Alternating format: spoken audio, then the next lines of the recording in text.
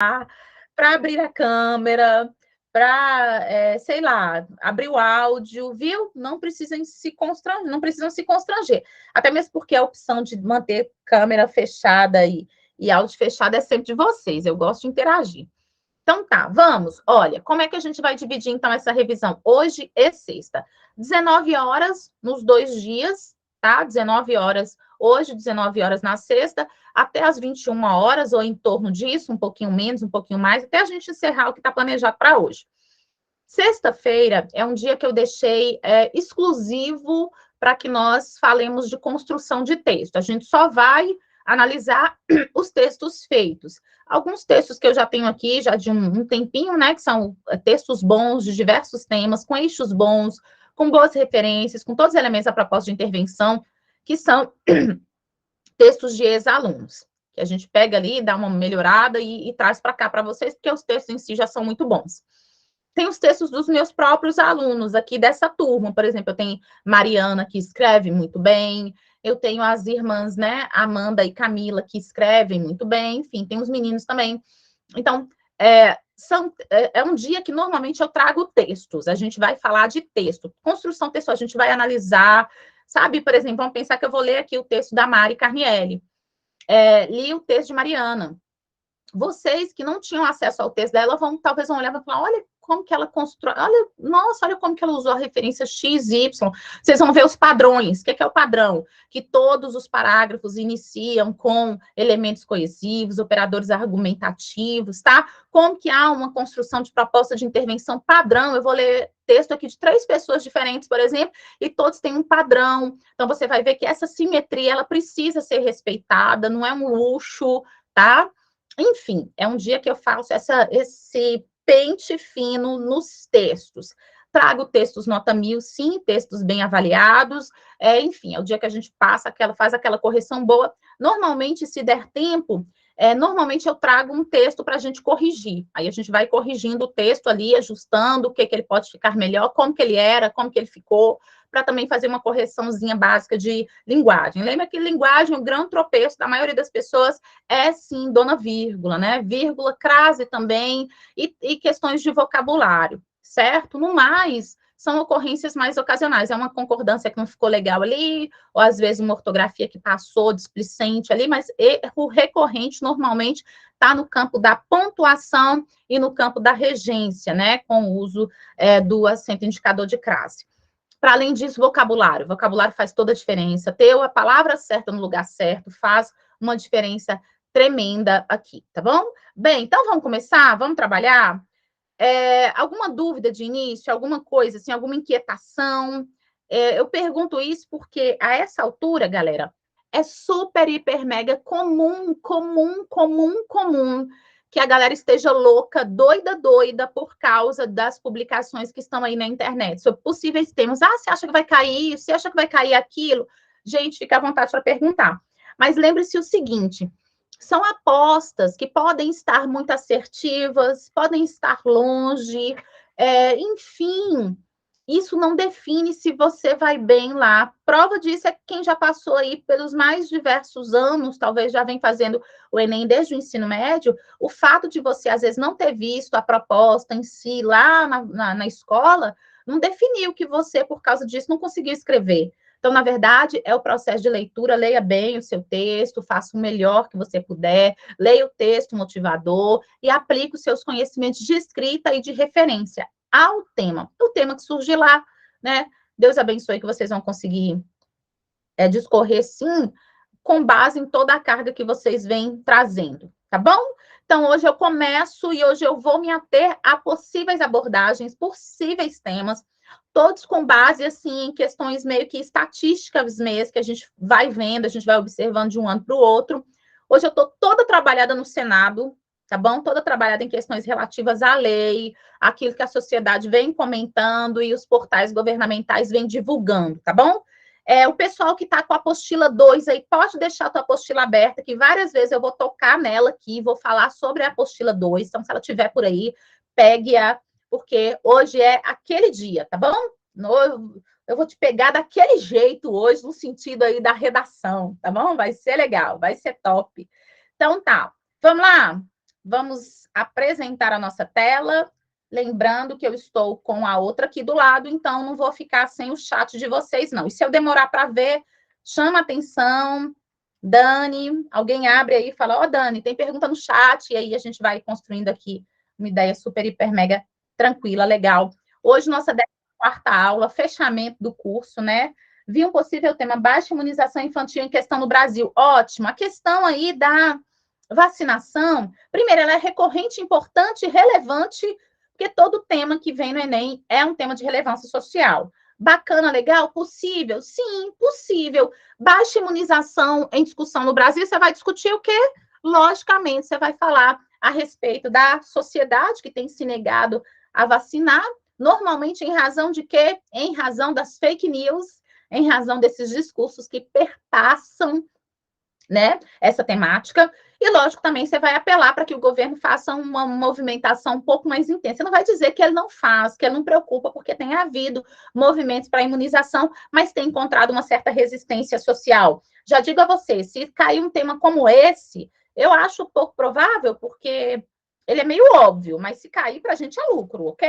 Bem, mas se cair um tema como esse, o que a gente faz? A gente pode citar lá o Capitão Fantástico, por exemplo, tá aí na apostila de vocês, né?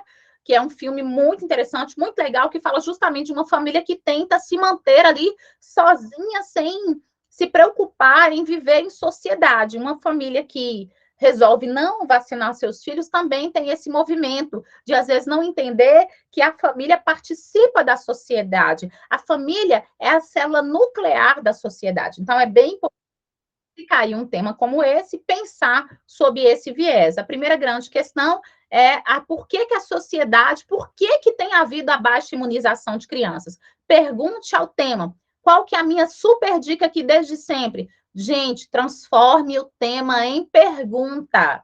Faça com que o tema, do jeito como ele está organizado, faça com que ele se transforme em uma pergunta. Baixa imunização? Por que tem havido baixa imunização? Aí você vai pensar, as famílias não estão querendo muito vacinar, não. E, tá, mas por que as famílias não querem vacinar?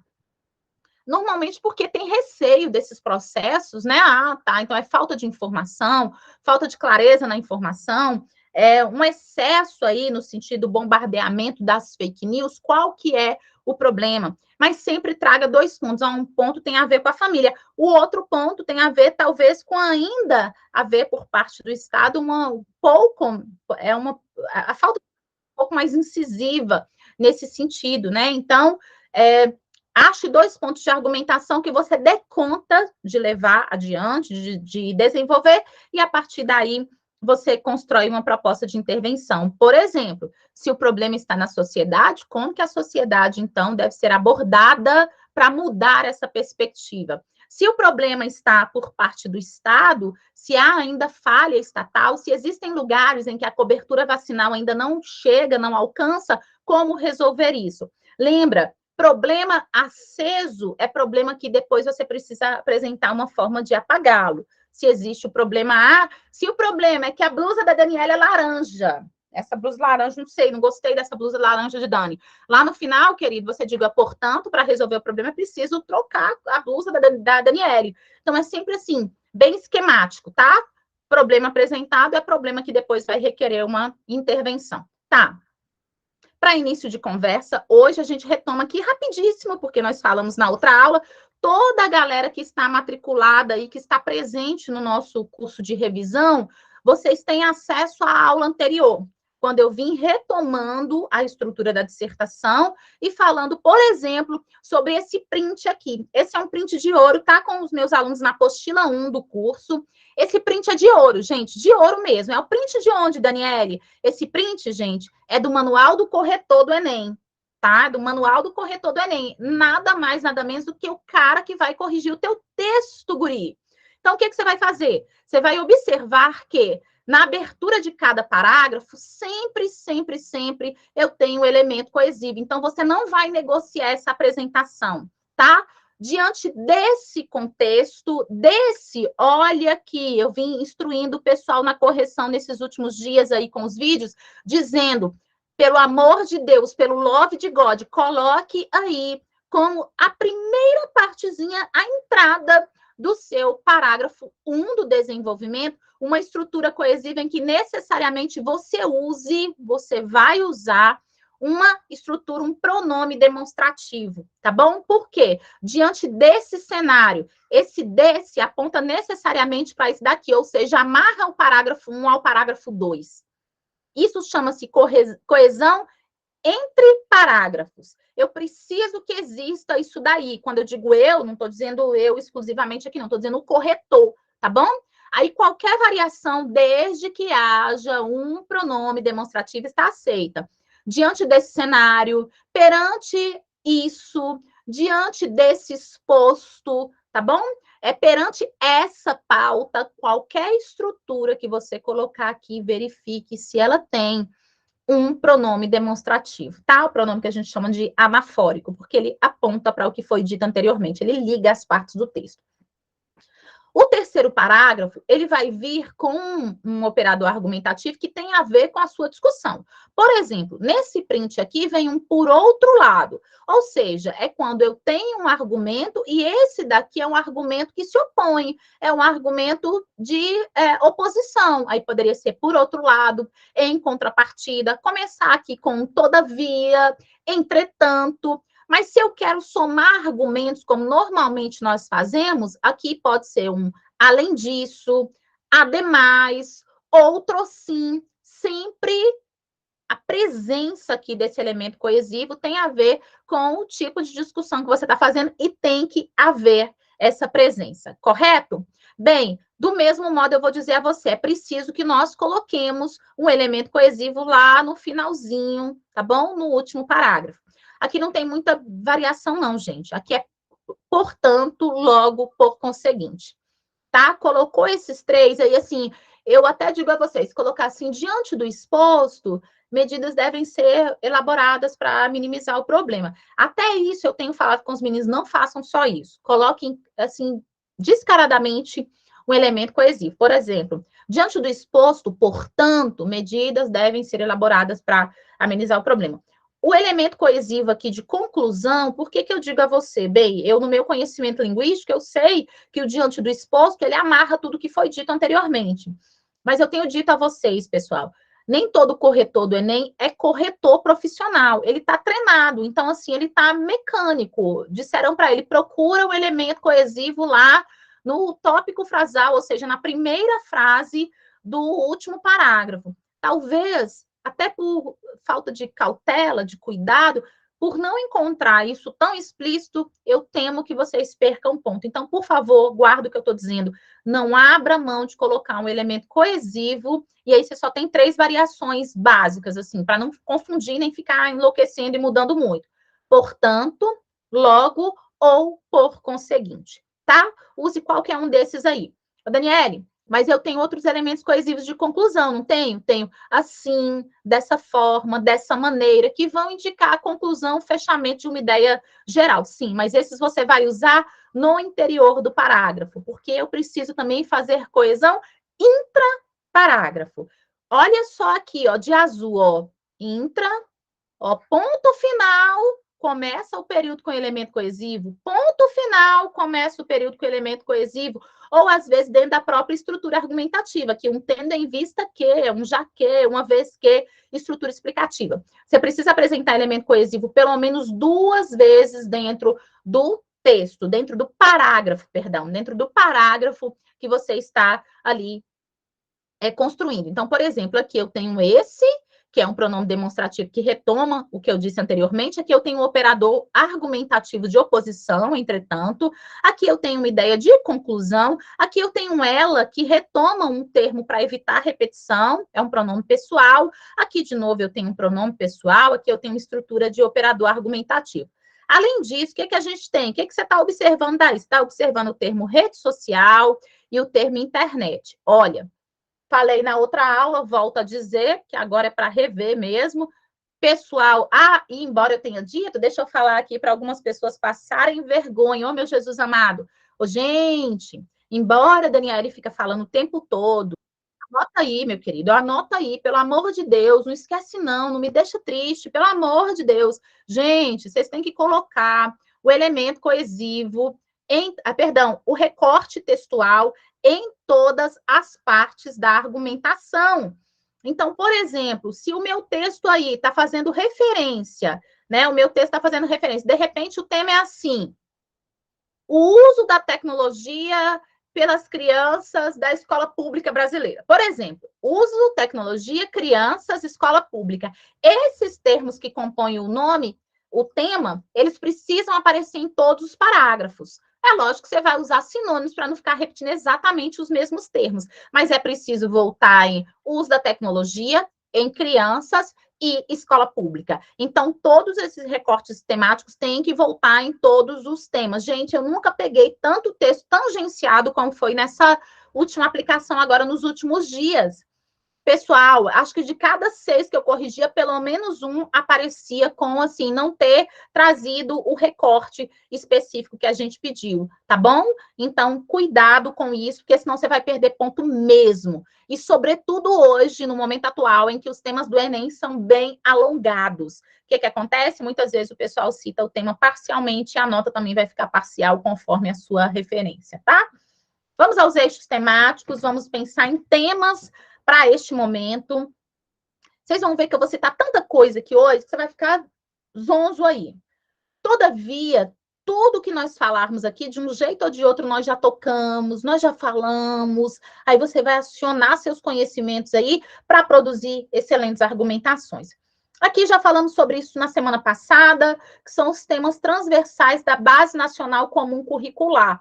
De modo geral, os temas têm sido organizados em torno disso daqui, tá? Por exemplo, o último Enem cobrou registro civil, acesso à cidadania. Então, cidadania, tá aqui, ó. Saúde. Saúde é um tema que o Enem já cobrou, por exemplo, quando ele falou sobre a questão lá do acesso aos surdos, que entra também em sociedade, inclusão social, entra também nessa questão dos direitos humanos, tá? Economia importante demais, porque nos últimos tempos vem se falando muito sobre educação financeira. Observe aí, vem se falando bastante a respeito de empreendedorismo, meio ambiente também, nós já comentamos aqui outro dia, meio ambiente é a pauta, assim, do momento, se a gente for pensar, e aquela que a gente estava esperando para o Enem, e apareceu na prova agora da Enseja em agosto, tá bom? Então, a gente já pensa que o eixo meio ambiente talvez não vai aparecer na prova de redação, não. Nunca aconteceu de repetir, viu? Tem uma prova em agosto e depois lá em novembro tem uma prova dentro do mesmo eixo. Nunca aconteceu, não. Ciência e tecnologia, e eu estou de olho nisso daqui, gente. Ciência e tecnologia, mercado de trabalho e tecnologia, muito importante, tá bom? Crimes virtuais, importante demais. E ciência, só que teve uma proposta agora recentemente falando sobre a participação das mulheres na ciência. Então, talvez ciência vai ficar um pouquinho ali de lado nesse sentido de engajamento social, mas pode vir com relação a cuidados com a saúde, como é o caso aí da vacinação. Viu? Pode vir na questão do tabagismo, tema do nosso simulado do último sábado. O tabagismo que volta a crescer no Brasil, o tabagismo que vem com novas nuances, novas roupagens, né? A gente tem aí o cigarro eletrônico, o narguilé, os vapers, né? Então, a gente tem uma nova roupagem para um vício antigo e altamente danoso à saúde, certo? E o multiculturalismo, que também eu vou mostrar para vocês, apareceu agora em uma das últimas provas. Mas deixa eu te falar uma coisa, multiculturalismo, cultura, diversidade cultural, vai aparecer lá na tua prova de linguagem por meio da Semana de Arte Moderna. Viu? Semana de Arte Moderna, 1922, é um movimento de revolução na cultura brasileira, é um movimento de nós revisitarmos o que é de verdade a nossa literatura, onde está de fato a nossa brasilidade, e de termos um ideal de cultura muito mais nosso, tá? Então, esses eixos aí a gente já comentou no outro dia, a aula está gravada, precisando, volta, tem acesso e tá tudo legal. Ó, quais são os temas que já foram cobrados no Enem e que a gente não vai preocupar com eles agora? Agora eu quero que vocês entrem assim, meio que num desencargo de consciência. Tipo, isso aqui eu já fiz, então possivelmente não vai cair, a chance de cair é bastante remota, viu, gente? Bastante remota. Por que eu estou dizendo isso? Porque, assim, nunca, vocês vão ver aqui, não costuma acontecer deles cobrarem algo muito próximo, não. Ó, Aqui são as edições. A gente tem o Enseja, que é o Enem para os jovens e adultos, o PPL para as pessoas privadas de liberdade, e a gente tem o Enem grandão, como a gente fala, né? Que é para todo o público brasileiro, né? Que não está nem privado de liberdade, que nem é uma pessoa com a defasagem ali, idade, ano escolar.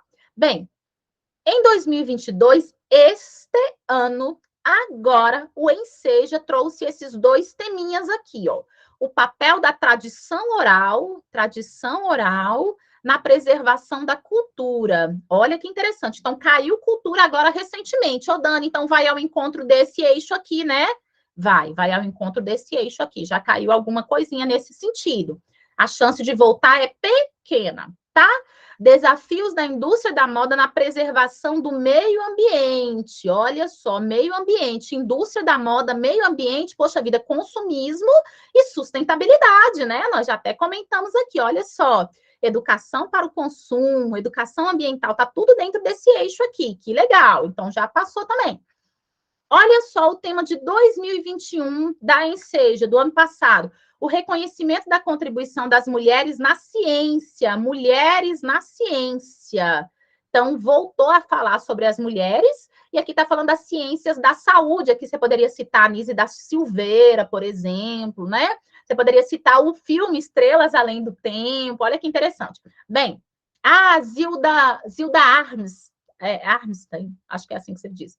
Gente, vocês se lembram dessa mulher? Ela morreu naquele terremoto do Haiti em 2010, se eu não estou enganada. Tem até agora uma proposição de que ela entre para os heróis assim da nação, os heróis da nossa pátria. Por quê? Porque ela era uma missionária aqui no Brasil e ela é responsável por colocar, por trazer o soro para o tratamento da desidratação das criancinhas. Então, ela faz um trabalho assim super bacana, super legal, e esse tema aqui tinha muito a ver com isso. Então, ali eu já tenho cidadania, né? A questão das mulheres, a inclusão, a educação para os direitos humanos, e tenho também o eixo saúde ali, tá vendo? Tudo recente, tá? Tô nessa ida e vinda para você ver isso.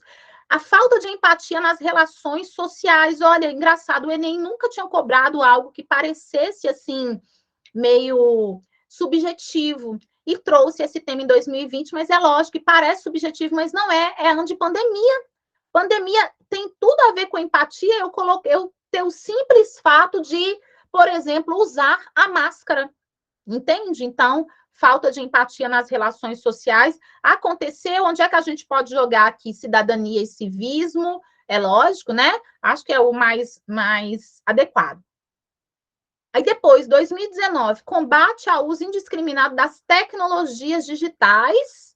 Tecnologias digitais, e qual público que eu vou ter aqui? Crianças. Então, vamos falar de público. Aqui até agora falou sobre mulheres, recentes, temas recentes, e falou sobre crianças. Continuemos. Olha só, depois, formas de organização da sociedade para o enfrentamento de problemas econômicos. Como que a sociedade se organiza para enfrentar os problemas econômicos? Fazendo bazar, fazendo brechó, trabalhando na informalidade para enfrentar a economia solidária, tá bom? Então, isso daqui tem a ver com economia. Olha o eixo lá, eixo economia, né? Então, a sociedade se organiza de um outro modo para esse eixo.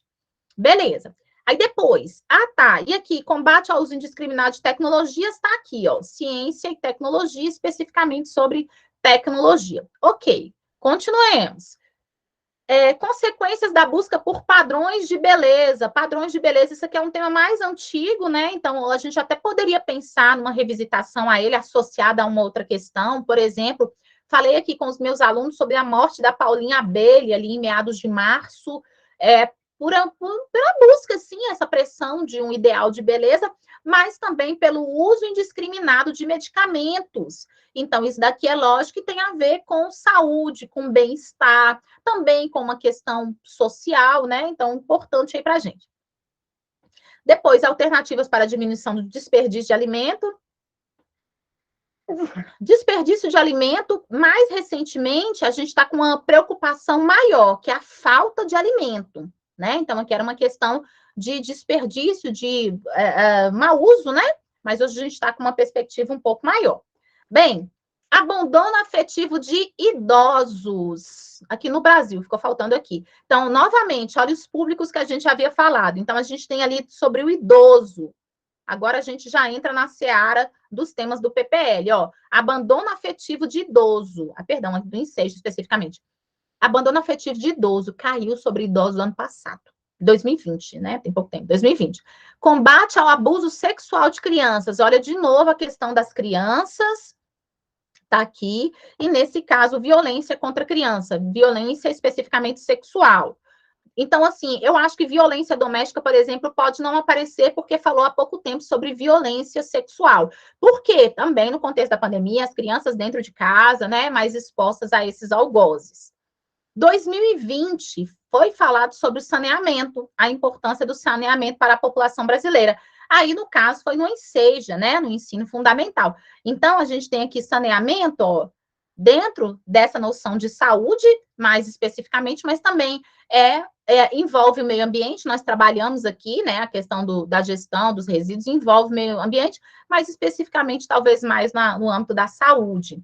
Depois, formas de enfrentar a baixa escolaridade dos brasileiros, foi no ensejo ensino médio, né? A baixa escolaridade aí tem a ver com a questão da educação. A educação não havia aparecido aqui para a gente de uma forma mais explícita, não havia aparecido, né? E educação vai estar para o processo de cidadania, civilidade, multiculturalismo, e não tinha aparecido ainda. Então, a gente tem aqui a questão da educação, lá em 2020, baixa escolaridade, evasão escolar.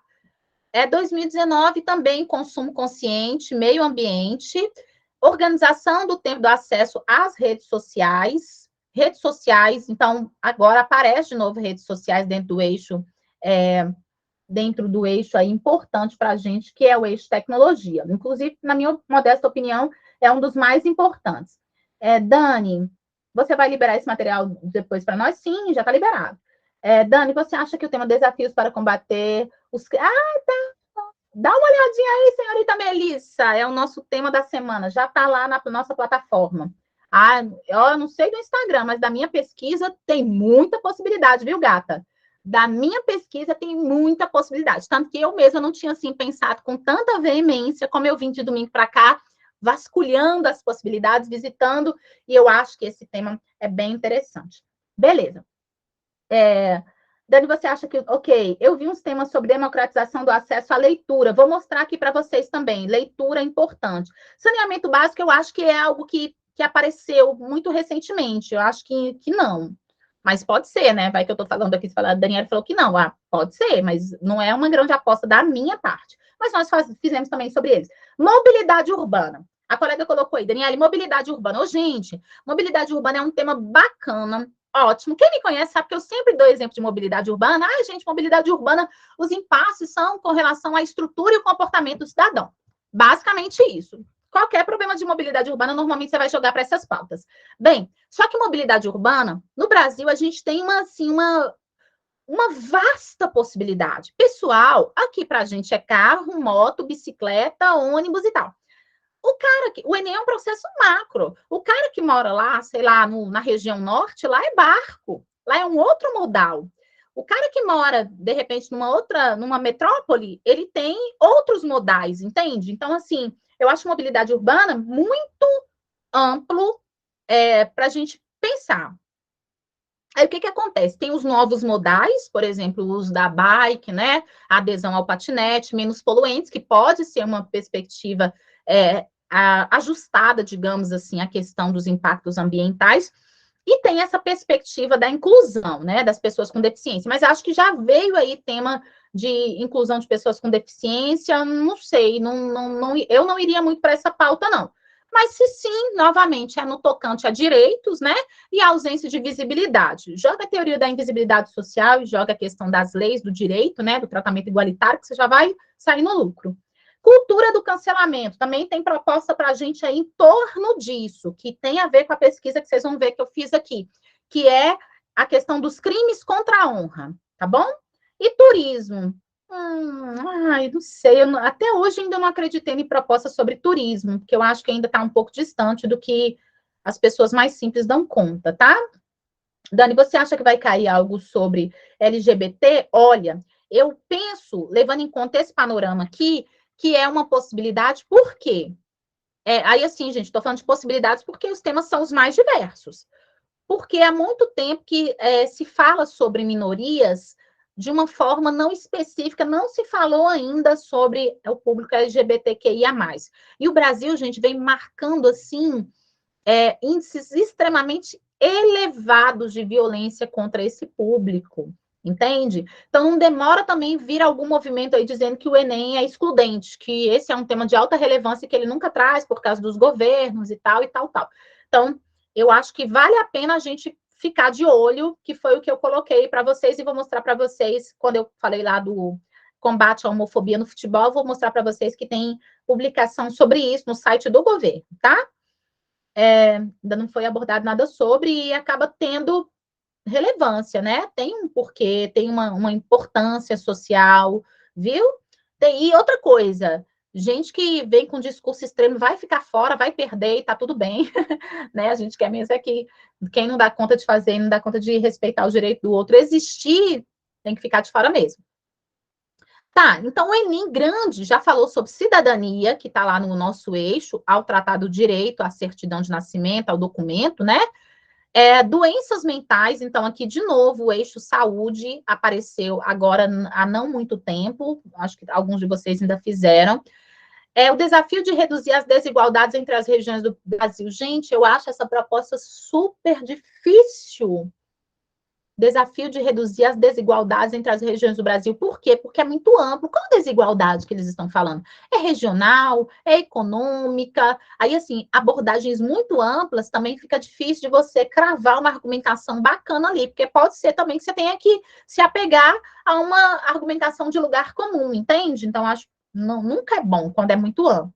Desigualdade, nesse panorama mais governamental mesmo, democratização do acesso ao cinema, então aqui de novo o eixo cultura, tá?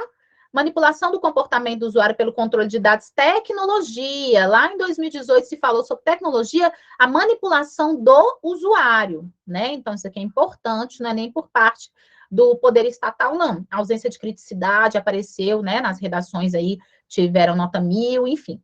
2017, formação educacional de surdos, então uma proposta sobre inclusão associada ao eixo educação. 2016, nós tivemos duas propostas, porque foi o ano da ocupação de algumas escolas, bem na data do Enem e tal, então houve duas aplicações. Combater a intolerância religiosa, sociedade, né?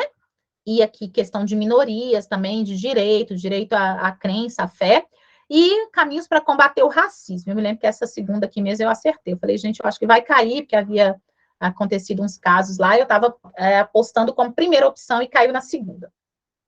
Olha, pessoal, observe que, assim, em termos de minoria, de direitos, né, a gente tem tido somente esses dois aqui mais específicozinhos. Aí a gente tem inclusão de surdos, né, e no mais, assim, tem a questão das doenças mentais que vão versar também sobre o direito das pessoas que têm alguma debilidade mental e que tem um forte estigma em torno disso, tá? Então, observa como que os temas vêm caindo nos últimos tempos, né? E no mais, a gente tem a violência contra a mulher, e tem tanta coisa falando sobre mulher que eu acho que eles só não cobram de novo porque não tem muito tempo esse Enem. E, por fim, publicidade infantil. O que você deve ter percebido? Com relação aos públicos, apareceu falando sobre mulheres, crianças e idosos. Não apareceu nada sobre o público masculino, sobre os homens especificamente, né? Não apareceu nada específico, até porque o homem, como a sociedade patriarcal, normalmente o que se aplica ao homem se aplica aos demais, mulheres, crianças e idosos.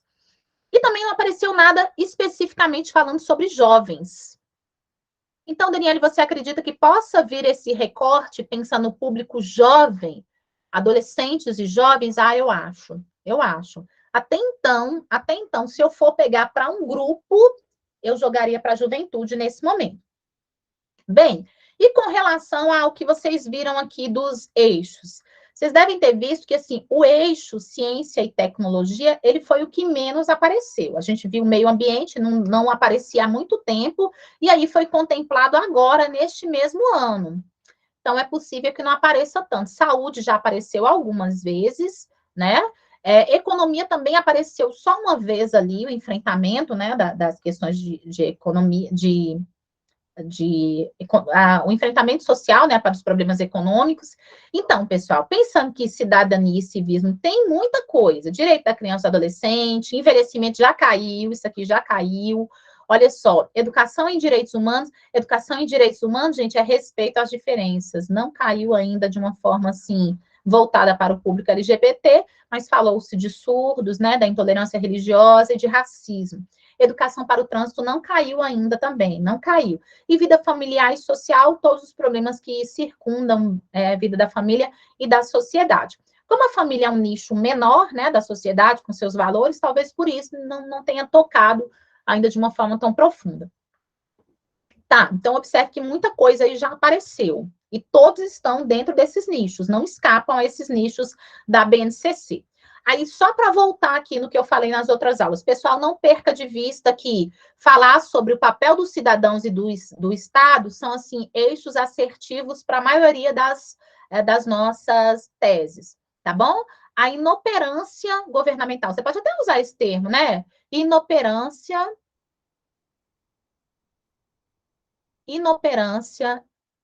estatal ou a parcação estatal, né, que é insuficiente, não é totalizante, e a questão da ideia do cidadão, pode ser a apatia, né, o cidadão não importa, não se engaja, né, pode ser a ausência de conhecimento, né, então, são dois pontos, assim, mais clássicos que a gente costuma usar, mas não só, a gente vai falar sobre isso também.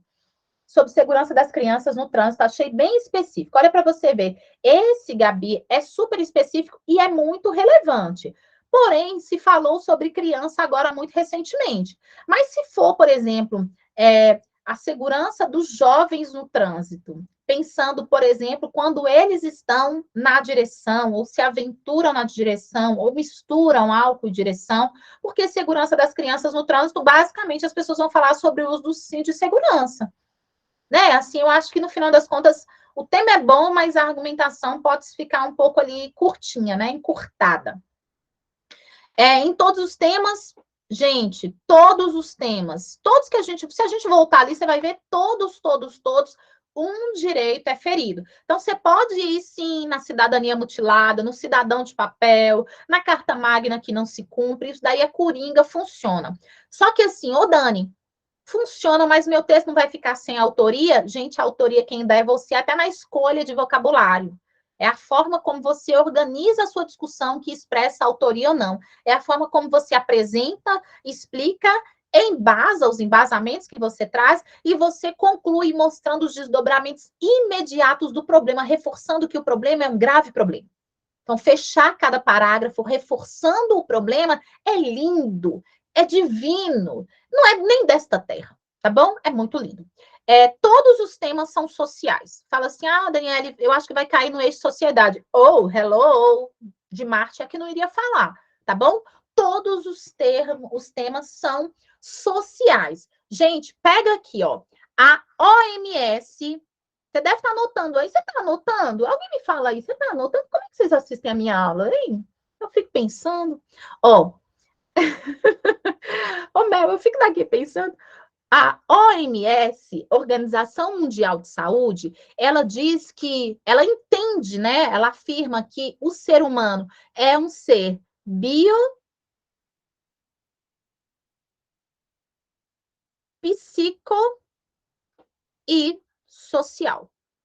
Ou você pode usar os termos juntos, dizendo psicossocial. O que isso quer dizer? Conforme a OMS, a Organização Mundial da Saúde, o cidadão, ele é um corpo que tem uma mente, tem uma constituição psicológica e ele está todo trabalhado na sociedade. Então, todos nós somos frutos da sociedade. Ou seja, todos os nossos problemas estão também no campo, na esfera social. Então, vamos falar, eu acho que vai cair um tema social.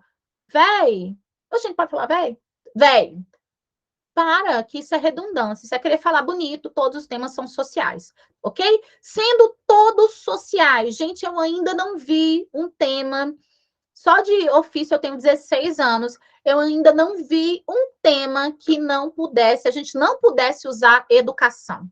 Então, a minha grande dica é domine uma boa frase, uma referência linda e maravilhosa, de preferência não clichê, esqueça o Immanuel Kant, domine uma boa frase, uma boa referência sobre educação. Ela vai ser de excelente serventia no domingo, ok? Uma referência histórica, enfim, saiba algo sobre educação. Você quer saber o que eu acho que você deveria levar para dentro do seu texto? Esse cara aqui tão lindinho, tão bonitinho, chamado Paulo Freire, com aquela barbinha branca tão bonitinha. O Paulo Freire, por que, Daniele Ribeiro? Porque, gente, o Paulo Freire, ele é o patrono da educação brasileira. Ele é aquele que fala, patrono da educação. Ele é aquele que fala que a educação, se a sociedade não muda, não muda, se a educação não muda a sociedade, sem ela, tampouco a sociedade muda. Aí você falando com as suas próprias palavras, você vai dizer, conforme Paulo Freire, patrono da educação, não pode haver mudança no circuito social sem que haja educação, sem que haja ações de orientação, sem que haja um panorama reflexivo, educativo, não existe. Tá bom? Não existe nenhum tema dos que a gente falou ali que o viés educativo não perpasse, viu? Você quer uma dica? A minha dica é esta. Domine algo sempre sobre educação. Eu sempre tento usar a educação nos temas. Isso. Orientação da sociedade. Só tenta não usar aquelas frases clichêzinhas, assim, evita também frase decorada entre aspas. Eu prefiro sempre que vocês usem sem aspas, porque às vezes a troca de um termo por outro, dentro até do seu vocabulário, vai dar uma engrandecida no negócio, fica bom, legal, viu? Independentemente do tema, deste ano, na redação da FUNORTE, o tema foi gravidez na adolescência, coloquei esse pensamento dele, ai que bom, ai eu achei o tema gostosinho, você não achou não? O papel do SUS, né, lá na prevenção da gravidez na adolescência, bacana. Eu sei que a maioria dos meninos vão citar aquela série lá, Sex Education, porque todos os anos, quando eu falo sobre gravidez na adolescência, o pessoal cita, né? Você deve ter brilhado mais que o sol do meio-dia ainda, Ana Giovana. Depois você me dê notícia. Ó, independentemente do tema, gente, leiam bem os textos motivadores. Eles vão dar o norte. Tá? Não copia dele, mas se aproprie da ideia. Como assim? Não copia nenhuma frase prontinha dele. Você pode até pegar a frase, transcrever com o seu pensamento, trazendo as suas inferências, para não ficar mera cópia dos textos motivadores, ou um embasamento muito fiel ao texto motivador, mas assim, não tem erro, gente. Ó, cidadão e Estado, eixos de tese, se te bater um desespero, não aparecer outra coisa, vê se essas duas questões encaixam. Verifica se algum direito foi ferido e já lança isso para a Constituição ou para a Declaração Universal dos Direitos Humanos. Use a educação como uma forma de você discutir sempre por falta, né? Falta orientação quanto ao aspecto X, Y, aí, gravidez na adolescência. Poxa vida, falta orientação. Aí me perguntaram hoje, Daniele, como é que eu faço para aprofundar o argumento? Olha só, se você está dizendo que falta educação, você vai dizer o porquê, por que falta orientação para que a gravidez na adolescência seja minimizada por causa dos tabus. Aí é o que eu falo sempre, gente, vá à raiz, pensa no que está por trás do problema. Falta orientação, por quê? Porque nós somos uma sociedade de pudores, somos uma sociedade de silenciamento quanto às pautas sexuais, uma sociedade em que a cristalização religiosa faz com que o sexo seja considerado sempre algo impuro e que os temas relativos a isso fiquem ali dentro de um âmbito de tabu, de silêncio, de vergonha social, entende? Busca a raiz. Se você falou assim, ó, falta operação do Estado para resolver o problema, depois você já começa a falar assim, portanto, tem que se fazer tal coisa aí, tá errado. Mas por que o Estado não olha? Pergunte sempre o porquê dos porquês que você já deu, tá? É essa que é a raiz do Paranauê. Uma dúvida sobre o texto motivador. Joga aí. E aí, qual que é a dúvida? Aqui está na apostila de vocês. Estou aguardando aí o Luiz responder. Eu vou falar pelo áudio, que é muita coisa para escrever. Tá me ouvindo? Estou te ouvindo. É assim, eu tenho dúvida se eu posso, como usar a ideia do texto motivador. Por exemplo, nesse último do tabagismo, no primeiro texto falava sobre as doenças causadas pelo cigarro, né? Uhum. E num outro texto lá, falava sobre a manipulação da indústria do cigarro. Eu poderia usar essas ideias para descrever o desenvolvimento de um dos dois, ou não posso fazer isso? Pode, só que assim, você vai pegar isso como ponta de tese, preferencialmente você não vai usar os mesmos termos. Então, por exemplo, você vai falar lá da manipulação da indústria do cigarro, você vai usar outros termos para dizer a mesma coisa. Só que na hora da argumentação, você vai explicar o que você entende disso sem copiar nada do texto motivador. Vamos dizer assim, falou que é a manipulação da indústria do cigarro. Aí, a partir daí, você diz o que você entende sobre isso, sem copiar nada do que está lá. Gente, todos os textos motivadores, se vocês pegarem, vocês fizerem uma análise dos textos, por exemplo, pega lá o sobre saúde mental, vocês vão ver que os textos que estão em nota 1000, eles vão discutir as mesmas coisas que o texto motivador jogou, só que eles pegam a ideia e aprofundam, e embasam segundo o seu próprio olhar. O texto motivador, ele não é uma coisa assim que eu não posso tocar, eu preciso fazer um bom aproveitamento da coletânea, que é como se diz lá no manual do corretor, que é quando eu pego a ideia, mas eu aprofundo, eu levo ela para o texto com o meu vocabulário e com o meu entendimento. Eu entendi o que falou, mas eu expliquei com as minhas palavras e sob a minha perspectiva. Entendi. Obrigado. Dá para entender? Entendi. Tá? Então, assim, pode pegar o que está lá no texto no sentido de inspiração, de ideia, gente. Você não vai pegar no sentido de literalidade. Tem uma frase lá inteira, bonitinha, mas isso aqui define super. Não. Passa de mim, Satanás. Não copia igualzinho, tá, não. Tá? Ó, teses coringas. Aqui tá na apostila de vocês aí, e vale lembrar, falta de representatividade política é sempre muito legal. Falta de representatividade é quando a gente não tem voz. Então, por exemplo, falta de representatividade no futebol, poxa, a gente quase não tem indivíduos que são homossexuais representando lá o seu lugar e dizendo, olha, eu posso estar aqui também, porque o futebol não é heteronormativo, ele é um esporte dado à população, ele não tem gênero, por exemplo, tá bom? Então, essa falta de representatividade, ela pode estar no campo do social, em que a gente não tem indivíduos que partilham dos mesmos sofrimentos, levando essa pauta para ser discutida, e ela pode ser também política, haja vista, por exemplo, a questão dos povos indígenas. A bancada indígena ainda é muito pequena. Falta uma representatividade maior, falta uma voz maior, levando e buscando solução para esses problemas. Então, olha só, falta de representatividade política, né? Há falta quando não são notórios ou suficientes à disposição de partilhar os sofrimentos e as angústias do povo, buscando soluções para os problemas sociais. Assim, os representantes públicos, pode ser do governo, por exemplo, né? Demonstram pouco ou nenhuma luminosa razão que permita enxergar problemas e intervir.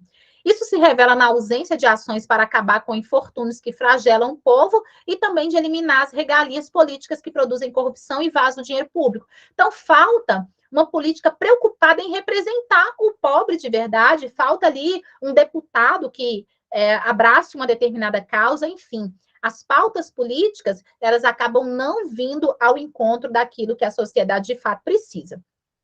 Isso está bem próximo de negligência política. Já falei com vocês, Daniela, o que é negligência? Negligência, gente, é descuido, irresponsabilidade, tá bom? Então, é nesse sentido, descaso, tá? Descaso, vou colocar aqui, descaso. Né? Então, o que significa isso? É um desleixo, um descuido, uma falta de zelo e de aplicação ao realizar uma determinada tarefa. Isso é negligência. É agir com irresponsabilidade ao assumir um compromisso, desatenção, menosprezo ou um desdém. A negligência está na demonstração de inércia, a sociedade aí fica acompanhando, às vezes, a política não fazer nada a respeito das pautas sociais. Então, a negligência política está nesse sentido de que o Estado fecha os olhos mesmo a esse clamor que o contrato social diz que ele deve responder. Outra tese boa, né, é falar da desinformação, e aí casa muito bem depois com você embasar com a educação. É dizer que para o problema X falta mais informação popular, informação divulgada, informação clara. Nem tudo é porque falta informação, tem informação que não é clara.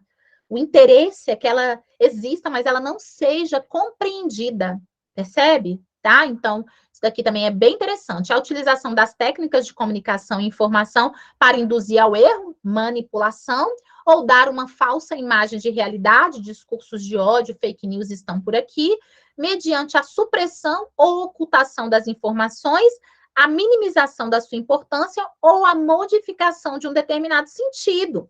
A desinformação tem como um dos seus objetivos influenciar a opinião pública de maneira a proteger interesses privados. Então, eu tiro da sociedade o direito que ela tem de ter um conhecimento pleno da informação, eu dou essa informação entrecortada, diminuída, manipulada, né? Porque é uma forma de conduzir todo um cabresto. Aqui vale lembrar uma música que vocês podem usar muito.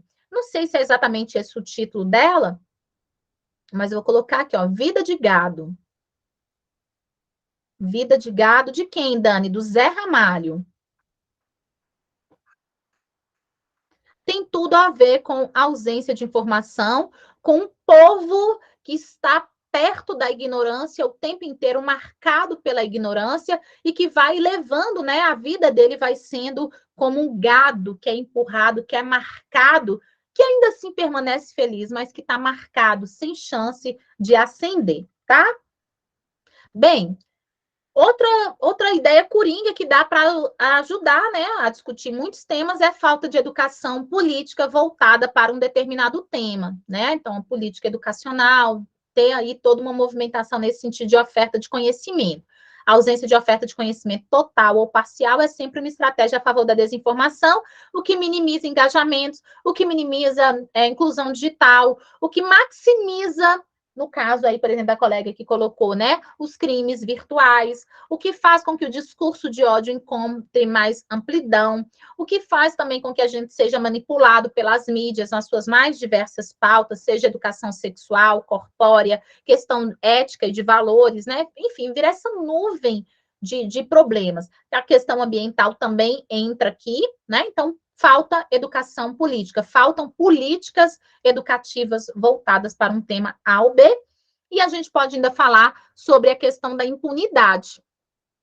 Para muitas questões, o que você vai falar é que não tem uma preocupação com a impunidade. Cuidado, isso não significa dizer que não há lei, viu, gente? Não há preocupação com punir, ou não há satisfatória preocupação com a punição, viu? Então, cuidado. Não pensa que é só no sentido assim, mas falta lei, não é isso não. Às vezes existe a lei e o Brasil tem tanta lei bonita, maravilhosa, o que falta, às vezes, é uma punição rápida, que não seja morosa, demorada, que esse sentimento de injustiça social não aflore, tá? Aqui eu tenho uma referência do Skyler, que diz assim, o homem tende a repetir seus atos até ser devidamente punido. Ou seja, em sociedade, enquanto as leis não se movimentam para punir, os problemas vão acontecendo, né?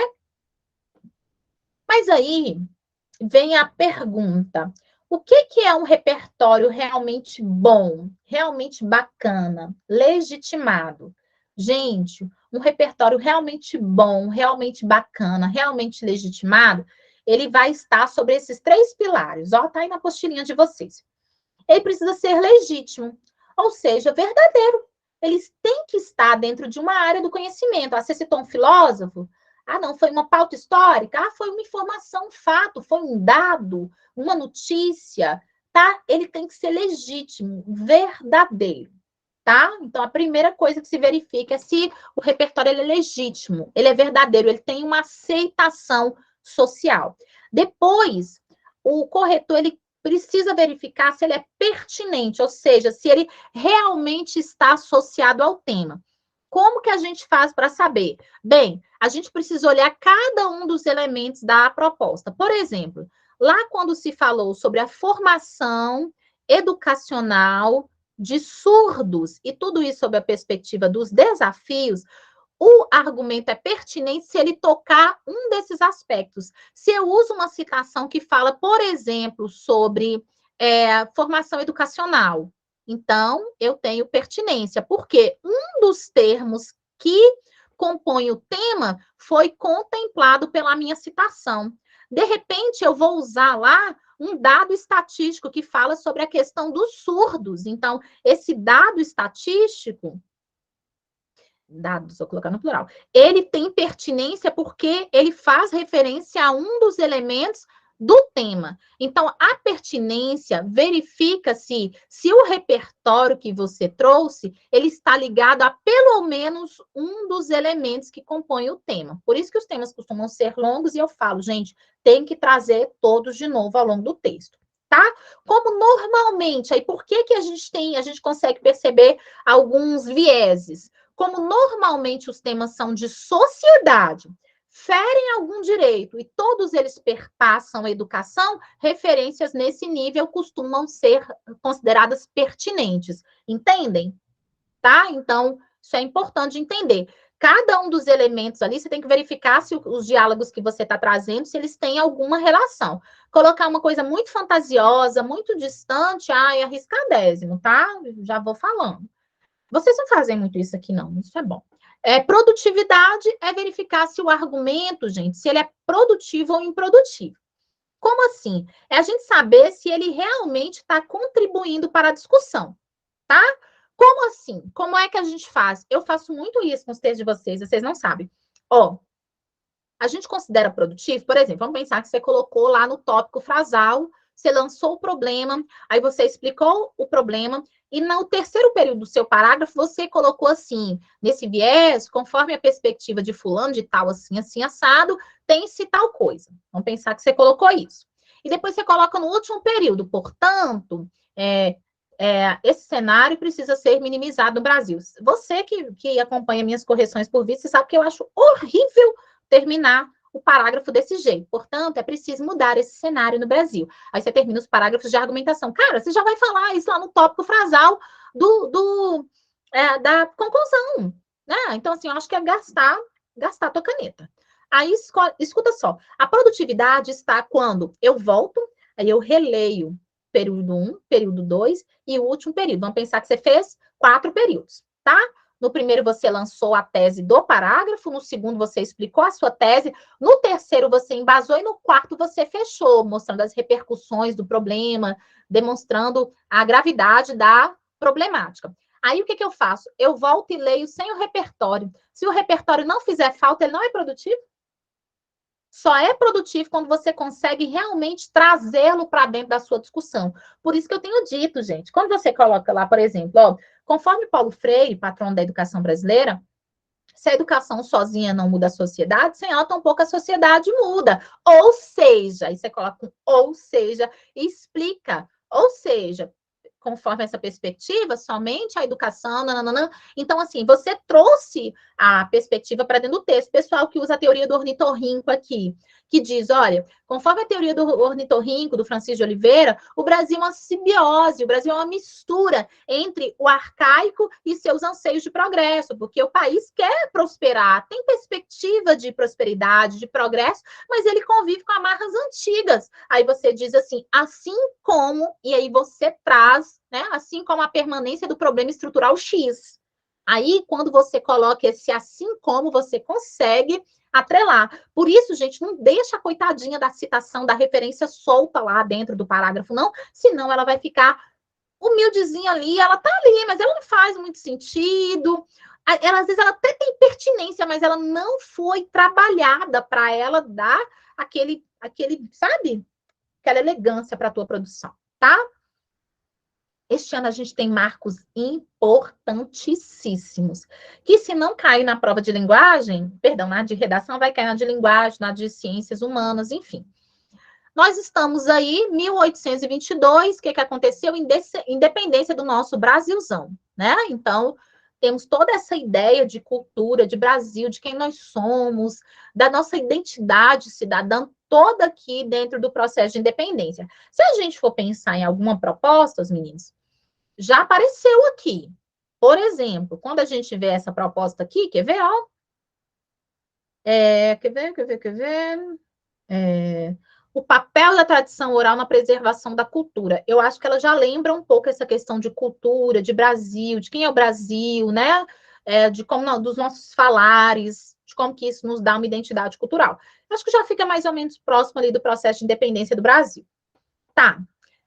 A Semana de Arte Moderna também, 1922, também vai muito nesse sentido de cultura, gente. E aqui também entra uma perspectiva super interessante, que é a perspectiva da leitura.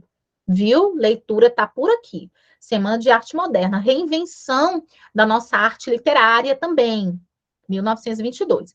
A Conferência do Meio Ambiente também aniversariando este ano, né? E aí, interessantemente, tivemos o tema lá sobre os impactos ambientais. Tá vendo que tá tudo encaixando?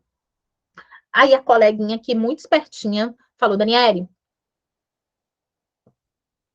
e a questão dos crimes cibernéticos? Ei, vi lá no Instagram, ela disse, ó, tá, a pessoa que viu no Instagram tá ligadona, tipo a tua professora aqui, ó. 2012, nós temos a lei Carolina Dickmann, a lei que vai trazer aí o marco civil da internet.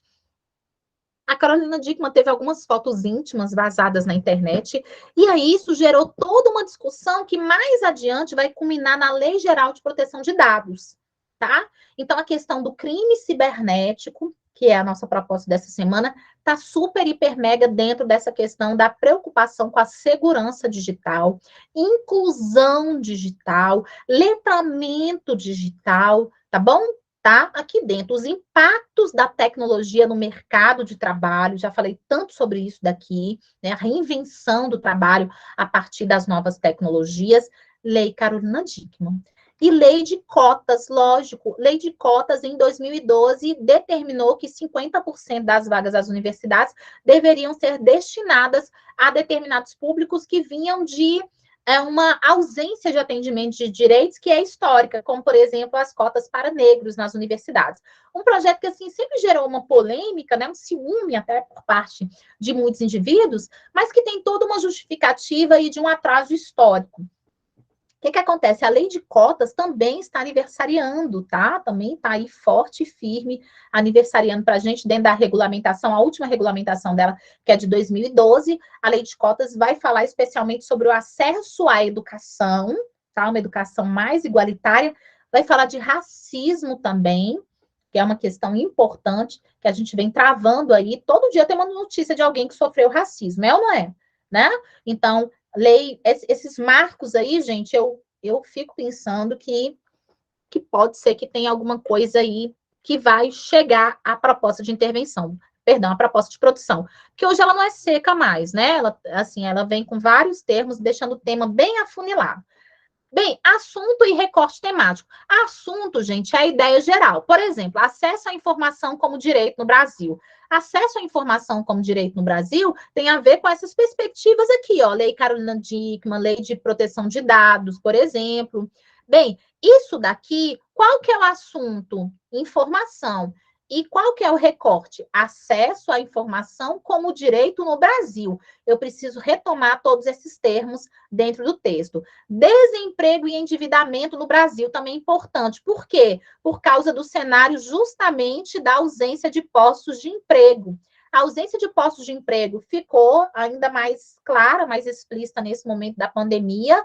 O endividamento das famílias em razão da ausência de emprego, mas também pelo impulso do consumo, né? Especialmente um consumo facilitado, em que a loja está na nossa palma da mão o tempo todo, né?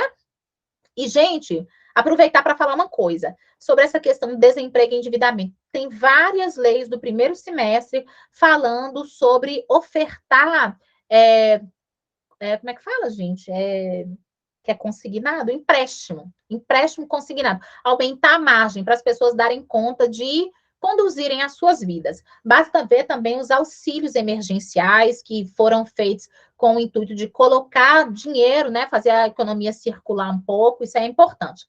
Bem, e uma das facetas desse empobrecimento da população que ficou muito clara nesse momento é a questão das pessoas em situação de rua. Tem várias leis também sobre isso, viu, gente? Que vai lá para o eixo cidadania. Pessoas em situação de rua. E aqui lembra um termo que é feio, até colocar aqui, ó, chama aporofobia. Quem já viu esse termo?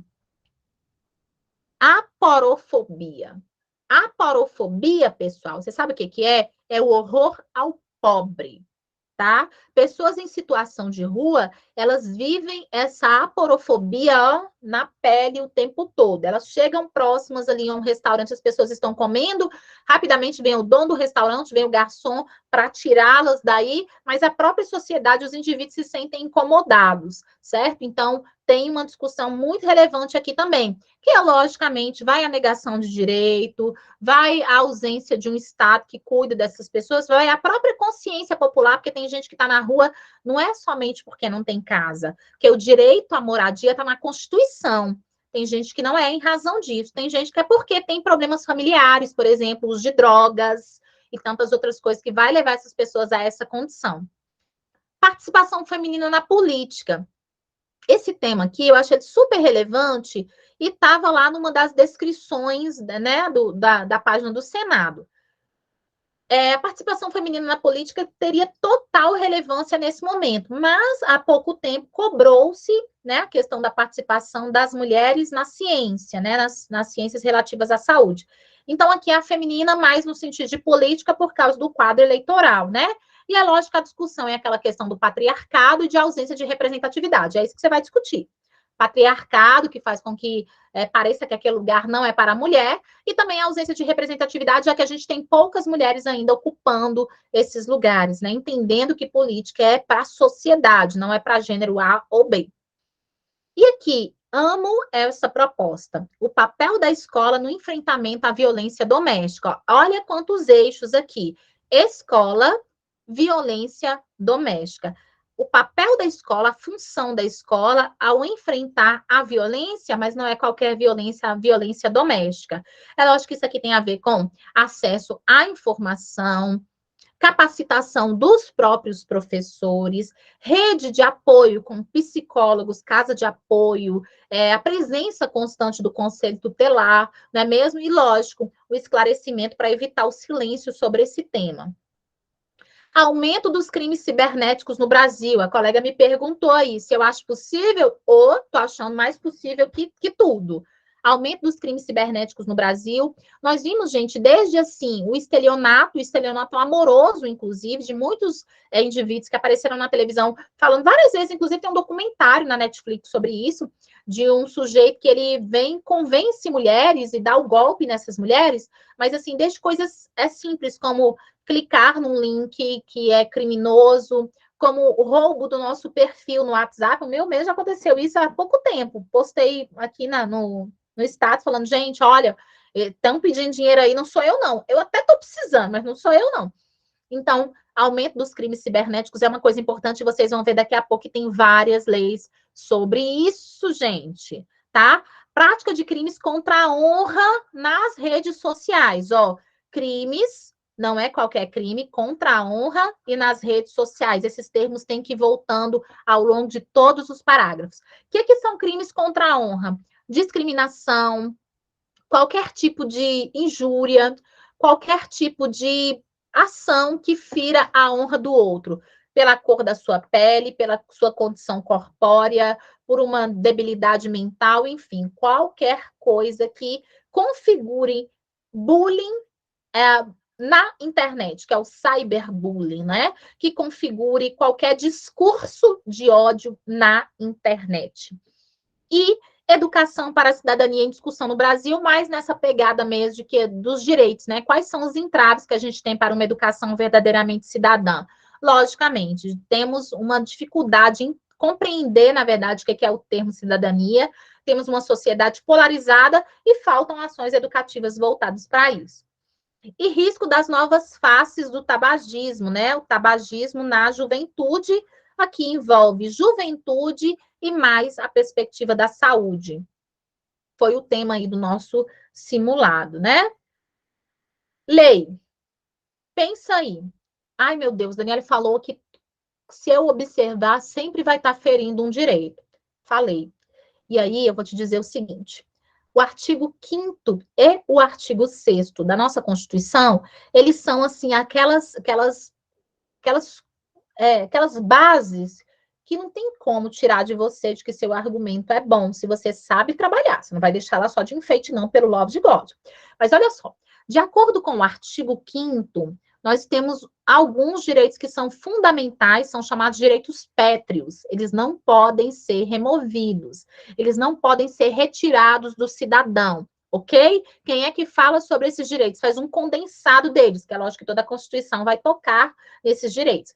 Mas quem faz um condensado disso é o artigo 5º e também o artigo 6º. Olha só, conforme esse artigo 5º, todos são iguais perante a lei, então você pode dar um endereço, em vez de falar só que a Constituição diz, diga que é no artigo 5º. O artigo 5º fala sobre todos os indivíduos terem o direito ao tratamento igualitário. Qualquer distinção tem que ser punida na forma da lei, ok? Bem, também fala sobre o direito à vida, fala sobre o direito à liberdade, à igualdade, à segurança e à propriedade, tá? Isso como base, né, de uma sociedade que tem alguns direitos fundamentais dos indivíduos. Bem, e aí, juntamente a esse artigo, a gente tem no artigo 3º algumas questões também que são fundamentais para que se cumpram esses direitos. Por exemplo, os objetivos fundamentais da República Federativa do Brasil é que se construa uma sociedade livre, justa e solidária. Então, o objetivo da República Federativa do Brasil, conforme o artigo 3º da Constituição, é a liberdade, a justiça e a solidariedade. Gente, isso é muito lindo, eu nunca vi ninguém usando isso. E é um jeito de usar a Constituição que é infalível. Diz também, de acordo com o artigo 3º, que a República Federativa do Brasil tem como objetivo promover o desenvolvimento da nação, ou seja, qualquer coisa que se coloque como entrave a isso, gente, pode ser citado, tá? E erradicar a pobreza e a marginalização, além, logicamente, de dirimir, né, diminuir as desigualdades de modo geral, e, lógico, promover o bem totalizante da sociedade sem preconceito de nenhuma origem. Ok? Então, quem é que diz isso? Artigo 5º, artigo 3º. O artigo 3º fundamenta-se nos objetivos de um país livre e democrático. Ok? Bem, e aí a gente tem o nosso bonitinho artigo 6º. Ele coloca desse jeitinho que tá aí, ó, nem mexi. Diz assim, ó, são direitos sociais. Aí vem, gente, traz tudo que a gente precisa: educação, saúde, alimentação, trabalho, moradia, transporte, lazer, segurança, previdência social, proteção à maternidade e à infância, assistência aos desamparados, os de rua, por exemplo, podem estar aqui, tá? Tudo isso na forma da Constituição, ou seja, conforme o que rege a Constituição, certo? E para terminar esse enfoque com relação à lei, vale lembrar, nós temos a Declaração Universal dos Direitos Humanos, de 1948, que é um documento, né? É um documento que ele vai inspirar muitas constituições ao versar sobre o quê? Sobre os direitos do indivíduo, os direitos do cidadão, os direitos daquele que é humano, a pessoa humana, independente de onde ela esteja, independente de quantos anos ela tem, independente, ela está sob a tutela desses direitos proclamados aqui, que é o direito a um tratamento sem preconceito, independente de raça, sexo, nacionalidade, etnia, religião ou qualquer outra condição, e junto a isso todos os benefícios que a gente tem: direito à educação, direito ao trabalho, direito à vida, direito ao nascimento, direito ao bem-estar, direito ao tratamento igualitário, direito a não ser desrespeitado, tá bom? Então, aqui também é uma referência excelente. Vamos então, vocês estão quietinhos, tá tudo bem aí? Vocês estão quietinhos? Oi, gente. Tá. Vocês vão ver que tudo eu coloquei assim: sociedade é tal coisa, porque é tudo aplicado à sociedade, que como eu já disse, né? É redundância falar, eu acho que vai falar do tema social. Putz, tudo é social, pelo amor de Deus. Olha, se falar em tecnologia, que é por onde eu começo nesta noite, gente, tecnologia necessariamente, por favor, não perca de vista a Guerra Fria, tá bom? A Guerra Fria é um marco muito legal, muito interessante, que serve para qualquer tema relativo à tecnologia. Por quê? Porque é justamente entre ali, meados de 1950 e um pouquinho antes de 1990, e avançando até um pouquinho para 1990, porque 1991 nós temos Tim Berners-Lee com www, esse caminho que vai ser aí a nossa busca para sempre, né, o nosso oráculo da modernidade. O que acontece? Nós vamos ter, nesse período, o desenvolvimento dos meios de comunicação. É lógico que havia um motivo bélico, é um momento de guerra entre as nações, né? Mas há um desenvolvimento dos meios de comunicação, o que vai ser para nós a gênese, o início do que nós conhecemos hoje como internet, tá? Com esse avanço todo, após a Guerra Fria, nós vamos ter um fenômeno da globalização, como que as sociedades, como que os países, eles começam uma interação que é de cunho técnico, científico e informacional, as informações começam a circular, e isso vai determinar nosso estilo de vida, nosso estilo de comida, a matéria-prima que chega até nós, a matéria-prima que nós exportamos, então, tudo isso a partir do fenômeno da comunicação, tá? E aí, uma frasezinha simples, muito boazinha do Steve Jobs. Se falar de tecnologia, você vai se lembrar, porque ela é muito fácil, ela é muito tranquila, que diz assim, a tecnologia move o mundo. Mas eu vou te pedir, não diga apenas isso, dá uma incrementada, né? Por exemplo, aqui eu coloquei assim, ó, a tecnologia move o mundo, coloquei entre aspas.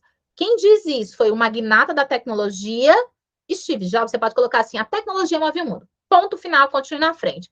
Conforme o magnata da tecnologia, Steve Jobs, o cenário que vivemos, que vive-se hoje, né, é movido pelas máquinas. Então, aqui você está trazendo essa questão do magnata da tecnologia, associando ao Steve Jobs, e aí você coloca aqui, conforme o que ele previu, o cenário moderno seria gerido pelas máquinas, e aí você associa o tema A ou B dentro do âmbito tecnológico, tá? Então, assim, questões fáceis. Tecnologia é o nascimento, a Guerra Fria é o nascimento, o gênesis, o início dessa internet, desse modelo que nós conhecemos de informações em plena circulação, tá? Isso vai definir os modelos sociais, né, o relacionamento entre as nações, nas questões técnico, científico e informacional, dali para diante, e nós temos o Steve Jobs chegando a essa constatação, né? A tecnologia que está movendo, que movimenta a humanidade, o mundo. Aqui eu tenho um filme super interessante, O Jogo da Imitação. Se vocêzinho aí não sabe quem é esse cara, que o nome dele é Alan Turing, tá? E este carinha aqui, meu Deus, o que eu falo com você? Ó, sabe aquela maçãzinha da Apple, que tem aí no seu celular chiquérrimo, ou no seu computador maravilhoso e tal? Pois é, tem a ver com a biografia desse cara aí, com como que a vida dele termina, tá? Só para deixa. Bem, aí vamos lá. Quais são os movimentos que aconteceram do início do ano até aqui que ajuda a gente a pensar que o nosso tema pode vir a estar dentro do eixo tecnologia? Olha só, e aqui nunca é só tecnologia, é sempre perpassado por outras ideias. Olha só, Senado aprova PEC, a proposta de emenda da Constituição, que acrescenta inclusão digital entre direitos e garantias fundamentais. Então, conforme a proposição, inclusão digital, falamos desse tema aqui, inclusão digital, anota aí no seu material. Inclusão digital passa a ser uma garantia fundamental. Um direito como a gente tem aí, isso, exatamente, o Alan Turing. Ó, a inclusão digital passa a ser tão imprescindível como saúde, educação, trabalho, lazer, tá bom? Por quê? Porque o Steve Jobs diz que a tecnologia move o mundo, não é mesmo? Que a gente, a partir da Guerra Fria, tem todo um movimento em que a tecnologia direciona o caminho das nações. Olha que interessante. Depois, olha só, dentro desse eixo. Aqui, publicação, todas são do Senado, viu, gente? Incitar publicamente a prática de crime é crime. Aqui, tudo que tem a ver com você publicar, fazer apologia, expor alguém por meio, especialmente hoje isso acontece por meio virtual. Olha aqui o discurso de ódio, ó, da imagem. Tem que matar mesmo. Todos deveriam sonegar, que é uma indução ao crime, né? Tem que depredar o ônibus, aqui, indução ao patrimônio, a destruição do patrimônio. Então, observe que isso daqui tem a ver com tecnologia e com o movimento de informação na sociedade. Um mau uso, inclusive, disso. E a publicação aqui estava salientando que é crime. Olha só, Constituição. A Constituição está dizendo, então, isso já está na nossa Constituição, já que a nossa Constituição é de 88, então a gente tem as propostas de emenda à Constituição que vai agregando, atualizando a nossa Constituição, e a Constituição vem falando agora mais recentemente sobre a proteção dos dados pessoais como direito fundamental. Olha que interessante. Proteção dos dados pessoais é um direito fundamental. Então, as empresas precisam fornecer esse serviço de proteção de dados. Os hackers, a atuação desses indivíduos que roubam esses dados para os mais diversos fins, é uma atuação criminosa, tá vendo? A exposição da vida íntima, aí lembra a Lei Carolina Dickmann, que está fazendo aniversário, a exposição da vida íntima, dos seus dados bancários, tudo isso é crime se exposto. Manter-se protegido é direito do cidadão. Depois, olha só, projeto cria mecanismo para combater golpes, usando a transferência via Pix. A reinvenção, né, gente? O Pix é uma reinvenção das nossas formas de pagamento, e aí o que a gente tem hoje é uma preocupação sobre como que os criminosos virtuais, então, tudo que é crime virtual, como que os criminosos virtuais podem nos expor. Olha só, a colega falou aí sobre acessibilidade. Deixa eu ver quem foi que falou aqui sobre acessibilidade. Olha, esse tema aqui sobre acessibilidade foi a Vitória. É direito de inclusão de pessoas com deficiência dentro da mobilidade. Mas olha esse aqui que interessante. Projeto prevê melhores condições de acessibilidade em sites da internet. Vocês já viram que os sites agora tem aquele negócio assim, para cego ver? Vocês já viram? E aí vem lá toda a descrição, né? O que você vê na imagem. Isso daí é a questão de acessibilidade em sites da internet. Os sites terem um comando de voz, em que eu possa ali escutar o que é que está descrito, e essa acessibilidade também, em termos da descrição do que está ali, para que as pessoas que tenham dificuldade possam ter uma navegabilidade, né, mais democrática. Isso é bem interessante, bem a carinha do Enem, porque olha quantos elementos, né, para trazer o tema. Desafios da acessibilidade em sites da internet. Olha, 4 palavras aí compondo o tema. Aqui, gente, também a questão de crimes virtuais, né? É associada à pornografia infantil. Não acho que esse ano vai cair questão infantil, mas não. Mas vale trazer, porque vai que a gente está errado, né? Pelo menos a gente vai colocando vocês para pensar, que é possível sim. Só que a gente faz as nossas apostas, né? Você também tem as suas e ok. De acordo com a PL 219 de 2022, entre outras práticas, a produção, o registro, a divulgação de vídeos ou fotos com cenas de sexo envolvendo crianças passarão a ser considerados crime hediondo, um crime terrível, um crime cuja punição precisa ser máxima, tá? Isso é recente também. Aqui, de novo, gente, isso daqui tudo está no primeiro semestre deste ano, viu? Olha só. Lei 14.055 de 2021, ou seja, do ano passado. Essa lei aumentou a pena para o crime de invasão de dispositivo para até 4 anos. Então, invasão de dispositivos de internet, crime virtual, aumentando até 2/3 se a invasão resultar em algum prejuízo econômico. Então, se alguém invadir tua conta lá, que você tem no aplicativo de celular, e você perder dinheiro, isso ainda fica, a pena é ainda mais severa. E a lei de stalking, que é também do ano passado, que prevê aí que perseguir repetidamente, né, com caráter de repetição, por qualquer meio, cibernético ou não, ameaçando a integridade física ou psicológica do indivíduo, restringindo a capacidade de locomoção, ou a pessoa ter medo, ficar temerosa de sair na rua. E aqui, qual que é o direito que está sendo ferido? O direito ao ir e vir, por exemplo, o direito à liberdade, por exemplo, né? Invadindo ou perturbando a esfera de liberdade ou privacidade. Stalkear é crime, tá? Stalkear é perseguir, ok? Então, isso daí é crime. Oi, pode falar, Luiz. Ô, Dani, deixa eu te perguntar. Sobre essa temática de crimes cibernéticos, já que existe lei sobre elas, eu posso pautar a relação de ausência de leis mais rígidas ou ausência de fiscalizações mais coerentes, mais rígidas? Eu acho que mais fiscalização e de denúncia também da sociedade, né? Então, já existem as leis, o Código Penal brasileiro, ele é de 1940. As leis estão chegando, mas as pessoas, às vezes, não têm esse conhecimento, né? Então, talvez seja mais interessante falar sobre essa questão da fiscalização e do esclarecimento popular sobre essas leis, né? As pessoas, às vezes, também nem sequer sabem que essas leis existem, né? Outra coisa, a atualização das empresas para fornecer essa proteção, entende? No aspecto estrutural, você pode jogar para isso também. Essas empresas precisam ser punidas e, assim, rapidamente, para que esses crimes não tenham continuidade. Porque, normalmente, por exemplo, se infiltrou lá no meu aplicativo de bancário, essa empresa que tem o aplicativo, ela tem que fornecer uma segurança X para que isso não aconteça.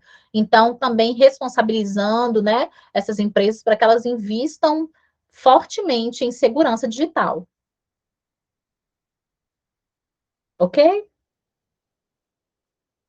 Bem, e aí, gente, dentro de esporte, este é o ano do esporte, né? Nossa Copa do Mundo, a gente está há alguns dias de nós começarmos. Então, quando eu falo sobre esporte, aqui eu também vou trazer a pauta da educação, mas quando a gente fala sobre esportes, a gente tem que lembrar da criação dos Jogos Olímpicos lá na Grécia. Estou sempre colocando assim dois aspectos para vocês tomarem para vocês. Tá? A importância da prática de exercícios físicos na sociedade foi introduzida no mundo a partir dos gregos.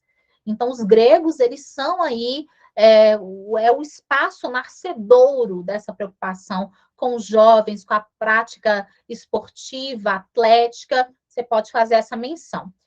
O esporte também, e assim, os recortes que eu vou trazer aqui, tem muito a ver com o esporte como meio de exercício de cidadania e de direitos. Por exemplo, os estereótipos e os preconceitos associados ao futebol, que nós falamos aqui outro dia, né?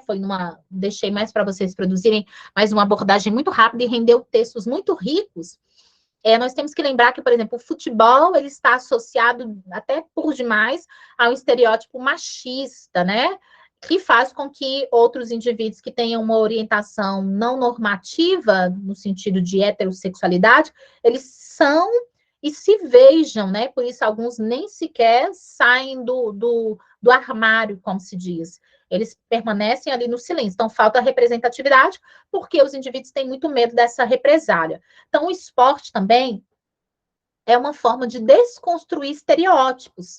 Existe um uso social do esporte, militante do esporte, nesse sentido muito positivo, de atenuar preconceitos. Aqui eu estou trazendo o exemplo da Rafaela Silva, que é a medalhista olímpica em judô, assim, a maior atleta do judô brasileiro de todos os tempos, campeã olímpica mundial, e nenhum homem chegou a esse feito. Ela é a mulher, né, mais bem colocada internacionalmente em relação ao judô, que é um esporte de força e que muitas vezes ficou também mais associado ao masculino, a robustez do corpo masculino, né? Bem, aqui, vocês se lembram da nossa propostazinha de redação? Olha ela aqui, gente. Ó, punição para corrupção e preconceito no esporte. Este é o ano que se fala de esporte. Aprovado pelo CCJ, né, a Comissão lá de Justiça, visa punir dirigentes corruptos, combater homofobia nos estádios. Ó, aqui, ó, combater homofobia nos estádios e estimular a presença feminina na direção dos clubes. Olha aqui novamente a questão da inserção do feminino, né? Então, nesse caso aqui, a gente tem uma série de estereótipos sendo combatidos. A questão da corrupção dos times de futebol, do superfaturamento, a homofobia tão presente, especialmente entre o futebol, mas entre outras modalidades também, e a questão do feminino. Porque, gente, eu não acompanho tanto futebol, mas eu sei que, por exemplo, demorou muito para a gente ter a presença das meninas ali como juiz, como árbitro, sei lá mais o quê. E quando as mulheres também começaram a fazer narração esportiva, a presença da mulher no jornalismo esportivo, tudo isso é um motivo assim de ir ganhando espaço para a gente caminhar para uma sociedade mais igualitária. Aqui, o Senado, isso aqui era a proposição, né? Era um projeto. Aí o Senado aprovou, tá? O Senado aprova a Lei Geral do Esporte, combate ao racismo e à intolerância de qualquer nível, tá? Premiação igual para homens e mulheres, igualdade salarial, e pena de até 4 anos de reclusão para corrupção no esporte, e direito trabalhista aos atletas, inclusive direito igualitário, tá bom? Tratamento igual para homens e mulheres, certo? Então, combate ao racismo e à intolerância de qualquer nível está prevista aí na Lei Geral do Esporte, que é agora, recente, deste ano, do primeiro semestre deste ano. Pegou? Primeiro semestre deste ano. Bem, Aqui, a gente falou ali também sobre educação, né? Dentro desse eixo educação. Eu achei muito interessante essa PL aqui, que ela incentiva a formação musical de jovens carentes. Olha que interessante, né? Então, o uso, pensa aí, de repente é um propósito do tipo assim, o uso da música como instrumento de inserção social de jovens carentes. Entende? Então, aqui, quais são os entraves? É lógico que os entraves têm a ver novamente com a formação de um projeto político que leve isso às comunidades mais carentes, que oferte também o barateamento dos instrumentos musicais, uma política pública que também não elitize esse acesso, né? Então, bem interessante mesmo. Educação, olha, é esse aqui o tema que tá, os 4 ventos da internet está apostando, viu? Você está me ouvindo aí? Quem está aí? Deixa eu ver quem é que está aqui. Gente, a internet em peso, os professores de redação estão apostando neste tema. Eu não sei, eu acho ele tão óbviozinho, assim, que eu acho até feinho. Mas não acho nada impossível. Ai, meu Deus. Gente, desde o ano em que o governo cobrou democratização do acesso ao cinema, eu espero qualquer coisa do Enem. Não porque eu acho o tema ruim, de jeito nenhum, tem nada a ver com isso, acho o tema bom. Mas porque foi o ano em que cortou a verba da Ancine, assim, a gente falava, não, poxa vida, ia ser muita incoerência. Então, incoerência é o que a gente vê por aqui. Ó, Senado aprova política para reverter os prejuízos educacionais causados pela pandemia. Eu tenho visto muito aí os professores comentando assim, os impactos da pandemia na educação brasileira, na educação pública brasileira. Pode ser, a gente sabe que os impactos são evasão escolar, atraso no ensino, esses impactos também têm a ver com questões de ordem social, por exemplo, eu vou ter mais crianças, meninos e meninas no trabalho infantil, mais violência doméstica, né? Então, os prejuízos têm a ver com isso, e, de modo geral, o prejuízo educacional, a gente tem o atraso escolar, dificuldade de inserção no mercado de trabalho, enfim. Acho um tema bem fácil, bem tranquilo. Se aparecer para a gente vai ser muito bom, sopa a sopa. Aqui, escolas terão que fazer campanhas contra a violência doméstica também do primeiro semestre, tá bom? Então, falando sobre a educação, agindo aí contra a violência doméstica. Comissão de Educação aprova inclusão de cidadania e combate à corrupção no currículo da educação básica. Isso daqui, ó, currículo da educação básica, cidadania e inclusão. Então, desafios para a formação ética do cidadão. Então, agora a gente vai ter toda uma preocupação. Sabe aquelas propostas que todo mundo já fez, do tipo do jeitinho brasileiro?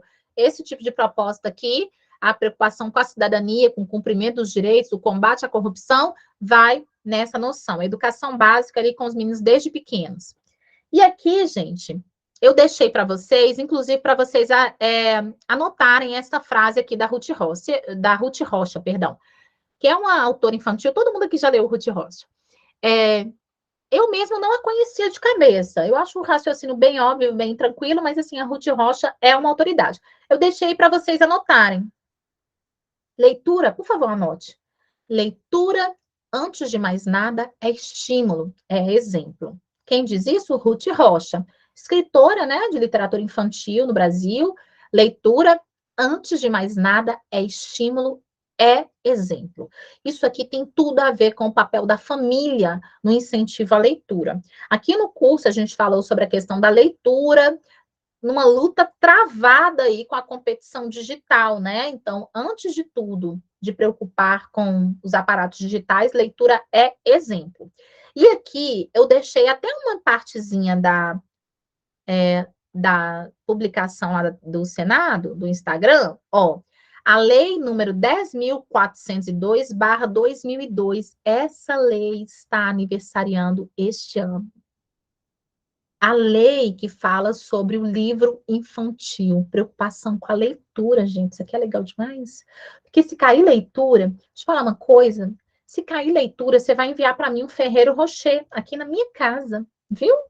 Porque tudo que eu falo nesta vida é sobre leitura, porque eu sou destas, né? Sou formada em letras com muito orgulho, e sempre falo que educação é importante, que educação é legal, menina que roubava livros, e aí vou viajo. Você sabe que quando fala o tema educação, eu viajo para Chuchu, e você tem muita coisa para citar. Você tem a NYT, é assim que se fala? Não sei. Ah lá, a N Conway, mais maravilhosa. Ó, Senado aprova internet gratuita para os estudantes. Isso aqui é muito lindo também, gente, da rede pública. Isso aqui vai aí junto à ideia de quê? Inclusão digital. Tá? Inclusão digital, os impactos na educação disso, né? Olha que interessante. Isso daqui tem a ver com essa perspectiva que está todo mundo pensando de, pode ser a questão da pandemia associada à educação? Pode, isso daqui é um impacto, essa preocupação de levar a internet, porque viu-se o tanto que os meninos ficaram desconectados, né? Então, bacana. Senado aprova. Alfabetização plena, ou seja, distante do analfabetismo absoluto, mas também distante do analfabetismo funcional, e capacitação para a leitura estarão entre os deveres do Estado em relação à educação pública. Preocupação com a leitura. Segunda vez, tá? Segunda vez, preocupação com a leitura. Depois, Comissão de Educação aprova compromisso da educação básica com a alfabetização plena e a capacitação gradual para a leitura, que é isso daqui, tá vendo? Havia lançado e depois mostrou que a proposta foi assinada, tá tudo bonitinho e há uma preocupação com a leitura. Ô, Daniela, se não cair leitura, mas cair analfabetismo funcional, vai ser a mesma coisa, bonitão? A mesma coisa, tá? Opa, a mesma coisa. Ainda mais que está falando ali, educação plena, né? Funcional. Nossa, o Brasil ia ser um país tão bom se todas as leis fossem cumpridas com diligência, né? Ou, por isso que eu falo, sabe? Essa argumentaçãozinha assim, barata, de falta lei. Ô, gente, falta não, falta não. Tem lei para tudo, tá? Tem lei para tudo. Gente, ó, essa questão de escola, por exemplo, eu trabalho em escola pública, tem agora 4 anos. E assim, eu fico encantada. Por exemplo, a biblioteca da escola pública é a melhor, gente. É a melhor. Eu já passei em quase todas as escolas particulares aqui da minha cidade. Já trabalhei em outras escolas particulares aqui no entorno. E, gente, a biblioteca da escola pública é ótima. Aí você fala, mas não tem acesso ao livro. Tem sim. O livro é caro. Não, mas tem outras formas de ter acesso ao livro. Entende? Então, assim, tem outras coisas aí. Tem que buscar qual que é a realidade. Falta lei. Não, mas tem lei. E aí? Por que não se cumpre? Por isso que eu falo, vá à raiz do problema. Trabalho e sociedade. Você sabe que eu estou dentro desse eixo aí. Juventude, mercado de trabalho, né? Já falei com vocês aqui, eu acredito muito em juventude, mercado de trabalho, educação. Qualquer tema dentro da educação. Eu acho que se cair alguma coisa na saúde, eu estou pensando, eu estou apostando. Você não tem que ir na minha vibe doida, não, tá? Eu acredito que pode vir alguma coisa sobre o tabagismo, essa preocupação que a sociedade está em relação ao alcoolismo, tabagismo, um retorno desses vícios que já se milita contra eles há tanto tempo. E no mais, a questão das minorias. Penso que pode aparecer, eu acho mesmo, pode parecer louco, mas eu acho que pode aparecer sobre as minorias LGBT. Bem, trabalho e sociedade. Quando se fala em trabalho, é lógico que você precisa lembrar que as nossas grandes revoluções industriais, nós temos 4, sendo que uma está em vigor, e é um conceito assim que alguns pensadores relutam e dizem que não existe a 4ª revolução industrial, mas outros, no entanto, apontam que esse é o nosso momento, que ainda está em construção. As grandes revoluções industriais inventaram e reinventaram o nosso conceito de trabalho, o trabalho moderno. Trabalho moderno, que é um trabalho mediado pela máquina, um trabalho feito em série e para suprir o mercado consumidor, tá? Então, quando eu penso em trabalho em sociedade, é importante eu saber das minhas grandes revoluções. Outra coisa que eu deixei uma citação, uma referência para você lembrar, que fala sobre a democracia. A democracia não é apenas a lei da maioria, mas a lei da maioria em respeito aos direitos das minorias. Aqui pensando especialmente sobre as engrenagens do progresso, que vai deixar alguns, que é Vitor Hugo, né? Que vai deixar alguns indivíduos esmagados, e dentro do próprio conceito de sociedade mesmo. Dentro da sociedade, todos os indivíduos têm o direito, pelo próprio conceito de democracia, de não serem nem tratados como minorias, eles são cidadãos de direito como quaisquer outros, tá? Bem, e aqui eu tenho leis deste ano também que vão falar sobre essa questão do trabalho associado a certos grupos. Olha, o Senado aprovou a criação de programa de capacitação para jovens e trabalhadores acima de 50 anos. Aí eu quero que você se lembre, se você não se lembrar, pode dar um Google aí, não vou ficar com ciúme, da lei, vou colocar a lei, não, vou colocar aqui, ó, Carteira Verde Amarela. Carteira Verde Amarela. Esse é um programa, se não me engano, ele é de 2019, 2019 a 2018, se não me engano é 2019, tá? O que acontece? Eu até acho que é 2019, porque já está em vigor aí o governo Bolsonaro. A Carteira Verde Amarela, ela visa dar emprego, oferta de emprego para jovens entre 18 e 29 anos. Então, aqui está falando sobre a empregabilidade dos jovens. Essa daqui, normalmente, costuma ser aquela geração neném. Geração neném. Ficou aí tão popularizada nos últimos dias, em razão da Simone Tebet, né, ter mencionado essa geração. Nem estuda, nem trabalha. Nós que estamos na escola já ouvimos várias vezes, não é novidade para nós. Nem estuda nem trabalha, não estuda porque já terminou a escolaridade básica, não foi para a universidade e também não trabalha porque não tem experiência para se engajar no mercado de trabalho. Para além desse nicho aí que está desempregado, a gente tem as pessoas acima de 50 anos, que muitas vezes já são consideradas envelhecidas para o mercado. Então, observe que esse programa de capacitação aqui do governo, ele tem a ver, e tem toda uma discussão lá no site do Senado mesmo, que fala como que as prefeituras podem aderir a esse programa, por exemplo, ofertando vagas, aliás, destinando algumas vagas lá dentro do seu trabalho, por exemplo, um trabalho de prefeitura, para esse grupo ocupar trabalhos mais simples, que não exijam alta capacitação num primeiro momento, tanto que esse programa é chamado Programa Nacional de Prestação de Serviço Civil Voluntário, que é nesse sentido, assim, de pagar uma bolsa, não é um salário total, mas que traz o jovem para o mercado de trabalho e aciona a autoestima do indivíduo mais velho, tá bom? Então, isso aqui é interessante, por quê? Porque visa esses dois públicos, mas especialmente por causa do público jovem, estou chamando a atenção de vocês aqui. Aqui, em termos de sociedade e trabalho, esses dois eixos, é uma discussão sobre a subrepresentação política das mulheres, né? Que é o que eu coloquei lá numa das propostas de produção. E aí é patriarcado mesmo, ausência de representatividade. Em termos de saúde e sociedade, pessoal, lembra lá do artigo 196, é ele que fala sobre o direito à saúde, tá bom? Bem, aqui eu tenho uma discussão super interessante, que foi nosso primeiro tema de redação aqui, ou um dos primeiros. Um dos primeiros temas que a gente trabalhou foi sobre fome e obesidade. Eu lembro que houve até um estranhamento, Daniela, mas fome e obesidade juntos? Sim. E aí eu expliquei, os textos motivadores davam esse entendimento também, de que, ao contrário do que se pensa, a obesidade, ela não costuma ser o oposto à fome, do tipo assim, o rico é gordo porque tem dinheiro para abastança, e o pobre é desnutrido, frágil, porque não tem dinheiro para comer.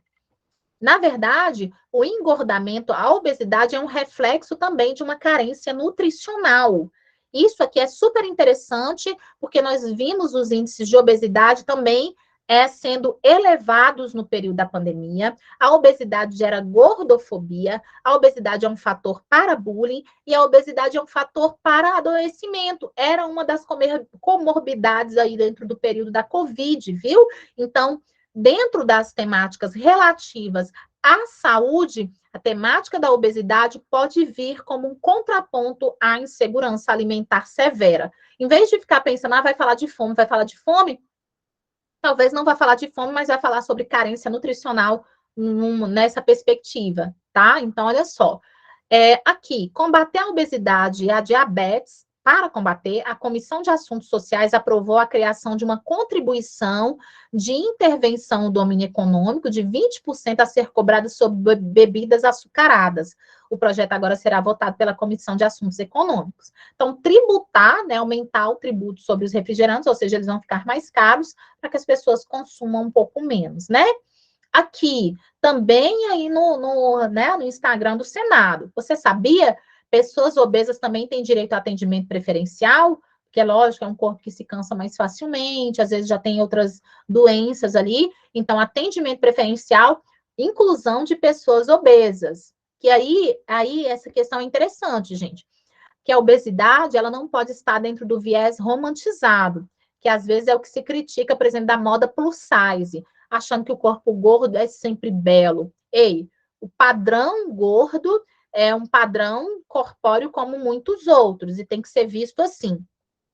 Mas a obesidade, quando ela é um fator de doença, isso precisa ser revertido. Não necessariamente por causa da aparência do corpo, é essa distinção que precisa ser feita, mas sim porque é um agravante à saúde do indivíduo, tá?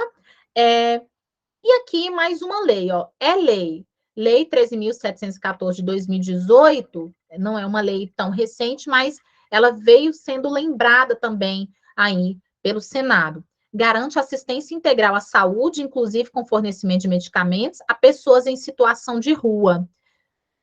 Então, essa questão da vulnerabilidade social, gente, isso daqui é teoria da invisibilidade social. Fernando Braga Costa, tá bom? Na veia, ok? A questão do direito à cidadania, certo? Então, pessoas em situação de rua que coloquei lá num dos primeiros slides. E aqui também a gente tem o projeto que prevê embalagens de medicamentos tenham informações mais legíveis. Gente, isso daqui é uma questão do meu curso, né? Da minha formação, chama-se acessibilidade linguística. Gente, se caísse isso daqui, isso é uma discussão tão relevante para a sociedade. Ó, Dani, parece coisa só do curso de letras. Não é, não. Deixa eu te explicar direitinho, que você vai entender, ó.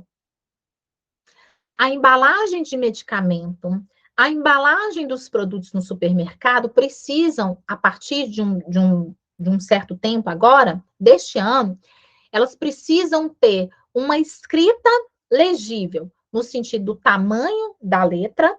Não sei se vocês viram que agora, com relação aos componentes nutricionais, poxa vida, eu poderia ter trazido isso para cá. Ó, por exemplo, se eu pego lá um refrigerante, e o que ressalta naquele refrigerante é o índice de açúcar, né? Então, precisa estar colocado de uma forma destacada que aquele produto ele possui uma quantidade maior de açúcar, inclusive com uma linguagem que seja menos técnica, mais acessível ao cidadão. Isso também está acontecendo com os medicamentos, os produtos de modo geral nos supermercados, que tem a letrinha lá pequenininha e que às vezes vem, olha, o produto é cheio de sal, e aí vem com uma linguagem que a gente sabe que é uma linguagem diária, mas que às vezes o cidadão comum não vai ter acesso. Então, essa questão da acessibilidade linguística, ela é muito importante. Num país de analfabetismo funcional, isso é mais grave ainda, né? E também de uma elitização da informação, de uma mídia que manipula para vender produtos, de uma indústria cultural que não está interessada no bem-estar do cidadão, do próprio capitalismo que valoriza o custo, o lucro e que coloca em segundo plano qualquer coisa que tenha a ver com o bem-estar do indivíduo, tá? Então, tudo isso daqui é muito importante quando a gente pensar em acessibilidade linguística, viu? Acessibilidade linguística, então, é isso. É promover, fazer com que as pessoas tenham acesso. Quais são os desafios de promover essa acessibilidade linguística? Sim, primeiro, precisa mexer nas leis, precisa também tirar a noção de que o capital cultural está somente na mão da elite e promover uma circulação das informações. No final das contas, é direito à informação, tá? Bem importante, tudo isso daí que eu estou marcando para vocês. Ok. Então, galera, eu me preocupei hoje em mostrar a vocês, assim, eu estou daqui acreditando que, de modo geral, eu conheço vocês. Eu conheço as aulas que nós tivemos aqui, né? Até porque eu sou a idealizadora delas de A a Z. Se vocês pegarem meu material e jogar na internet, você não vai encontrar nada, mas você sabe que é fruto de pesquisa também, porque eu não domino esse monte de tema assim. Nossa, Daniela sabe tudo. Não sei tudo, não, mas sou uma curiosa. Aí o que que acontece? Eu conheço vocês e eu sei que esses temas aqui, todos, gente, são temas do momento. Assim, eu acho difícil cair um negócio tipo que não tem nada a ver com nada que a gente tratou aqui durante esse semestre, de agosto até o dia de hoje, e trataremos até a sexta-feira. Eu tenho convicção de que você vai fazer uma excelente prova de redação. E eu tenho convicção, mais que isso, que a porta do sonho está chegando, está se abrindo. Viu? Este é o tempo de muita gente. Se de todos, eu não sei. Mas é o tempo de muitos de vocês. Chegou, chegou. Vai lá abrir tua porta. Vai lá tomar posse do que é teu. Vai cheio de coragem, de ousadia. Viu? Faz isso assim, pensando que você não sabe tudo, mas você sabe muita coisa. Você está à frente de muita gente. E você tem sonho. Quem tem sonho tem garra, tem sangue no olho. Viu? Eu vi aqui, acho que foi a Mariana, foi a Camila Mariana, acho que foi a Mariana Carnielli, que falou, olha, eu estava na enfermagem, parece, e estou querendo direito. Gente, se sair de uma área e ir para outra, isso é gente que acredita no futuro, acredita que tem mais da vida para ele. Faça isso, especialmente mudança de carreira, querer dar um passo além, ou querer, de repente, depois de alguns anos, as coisas mais encaminhadas, a pessoa querer fazer uma nova construção, um novo caminho, isso é bonito, isso é divino, viu? E tudo que houver no céu para se mover e para trazer o seu sonho, menino, estou contigo, viu? Então, eu espero do fundo do meu coração que essa semana seja uma semana de você alimentar a tua confiança no que você estudou, no que você vem fazendo. Não fica alimentando as inseguranças. Ah, não dei conta de tudo. Ninguém dá. Ninguém dá. Mas vai com o que você sabe, com a confiança que você tem, sabendo que também as coisas não se resumem a esse plano. Às vezes a gente está fazendo plantio muito aqui, sabe, gente? E às vezes tem para algo além. Além. No sentido, assim, de que existe um céu dizendo sim. E eu espero que esse seja o tempo de vocês, tá? Então é isso. Enviem os textos de vocês. Eu pedi lá no áudio longo, né? Pedi, gente, por favor, não deixa para enviar tudo de uma vez, não, senão eu fico louca, porque eu também tenho os meus alunos aqui das minhas duas escolas, e eu fico doida, doida. Acabou que coincidiu com o calendário de provas das minhas escolas, então ainda estou fazendo prova bimestral. Enfim, me deixa dormir essa semana uns dias, tá? Até porque corretor cansado não faz bem ao texto de vocês, não, tá? Tô por aqui. Estou me lembrando aqui que eu olhei a plataforma ontem, eu vi que tem alguns textos de Maria Alice, que acho que ela deixou para enviar todos de uma vez, né, Maria Alice? Amanhã eu já libero os seus, com prioridade, que eu vi que tem mais de um, e o restante está tudo em dia, né? Até onde eu sei, está tudo em dia. Foi enviando aí de sexta-feira, sábado para cá, chegaram os textos também do simulado. Se tiver alguma proposta, Dani, eu vi uma proposta XY, quero fazer, mas não tem lá na plataforma, envia na que tiver aberta, o que vocês enviarem. Se vocês quiserem falar sobre a importância do Cebolinha para a literatura nacional, eu vou corrigir, viu? A importância dos pinguins lá na Patagônia, tá bom, vou corrigir também, tá bom? Ok? Então, vamos assim, nos prepararmos. Eu sei que vocês estão revendo outras matérias também, mas, gente, vai dar tão certo, vai dar tão certo. Vai ser tão lindo, viu? Até mesmo porque vocês são minha coroa também, viu? Minha colheita depende de vocês e eu tô com vocês, viu? Eu quero colocar lá ó, o rostinho de vocês, a notinha de vocês, notinha que vai ser notão, né? Porque a gente é desses. Beijo para vocês. Qualquer coisa quiserem perguntar, falar, participar, fiquem à vontade. Beijo para vocês, Mari, Melissa. Vão com Deus. Maria Alice, Gabriela, Camila. Vão com Deus, gente. Até mais. Qualquer coisa, estou por aqui, viu, João? Beijão. Fiquem com Deus. Giovana. Giovana, eu falo toda empolgada, né, Giovana? Que se eu tivesse uma menininha, ia chamar Giovana. Acho tão lindo esse nome. Beijo. Deus.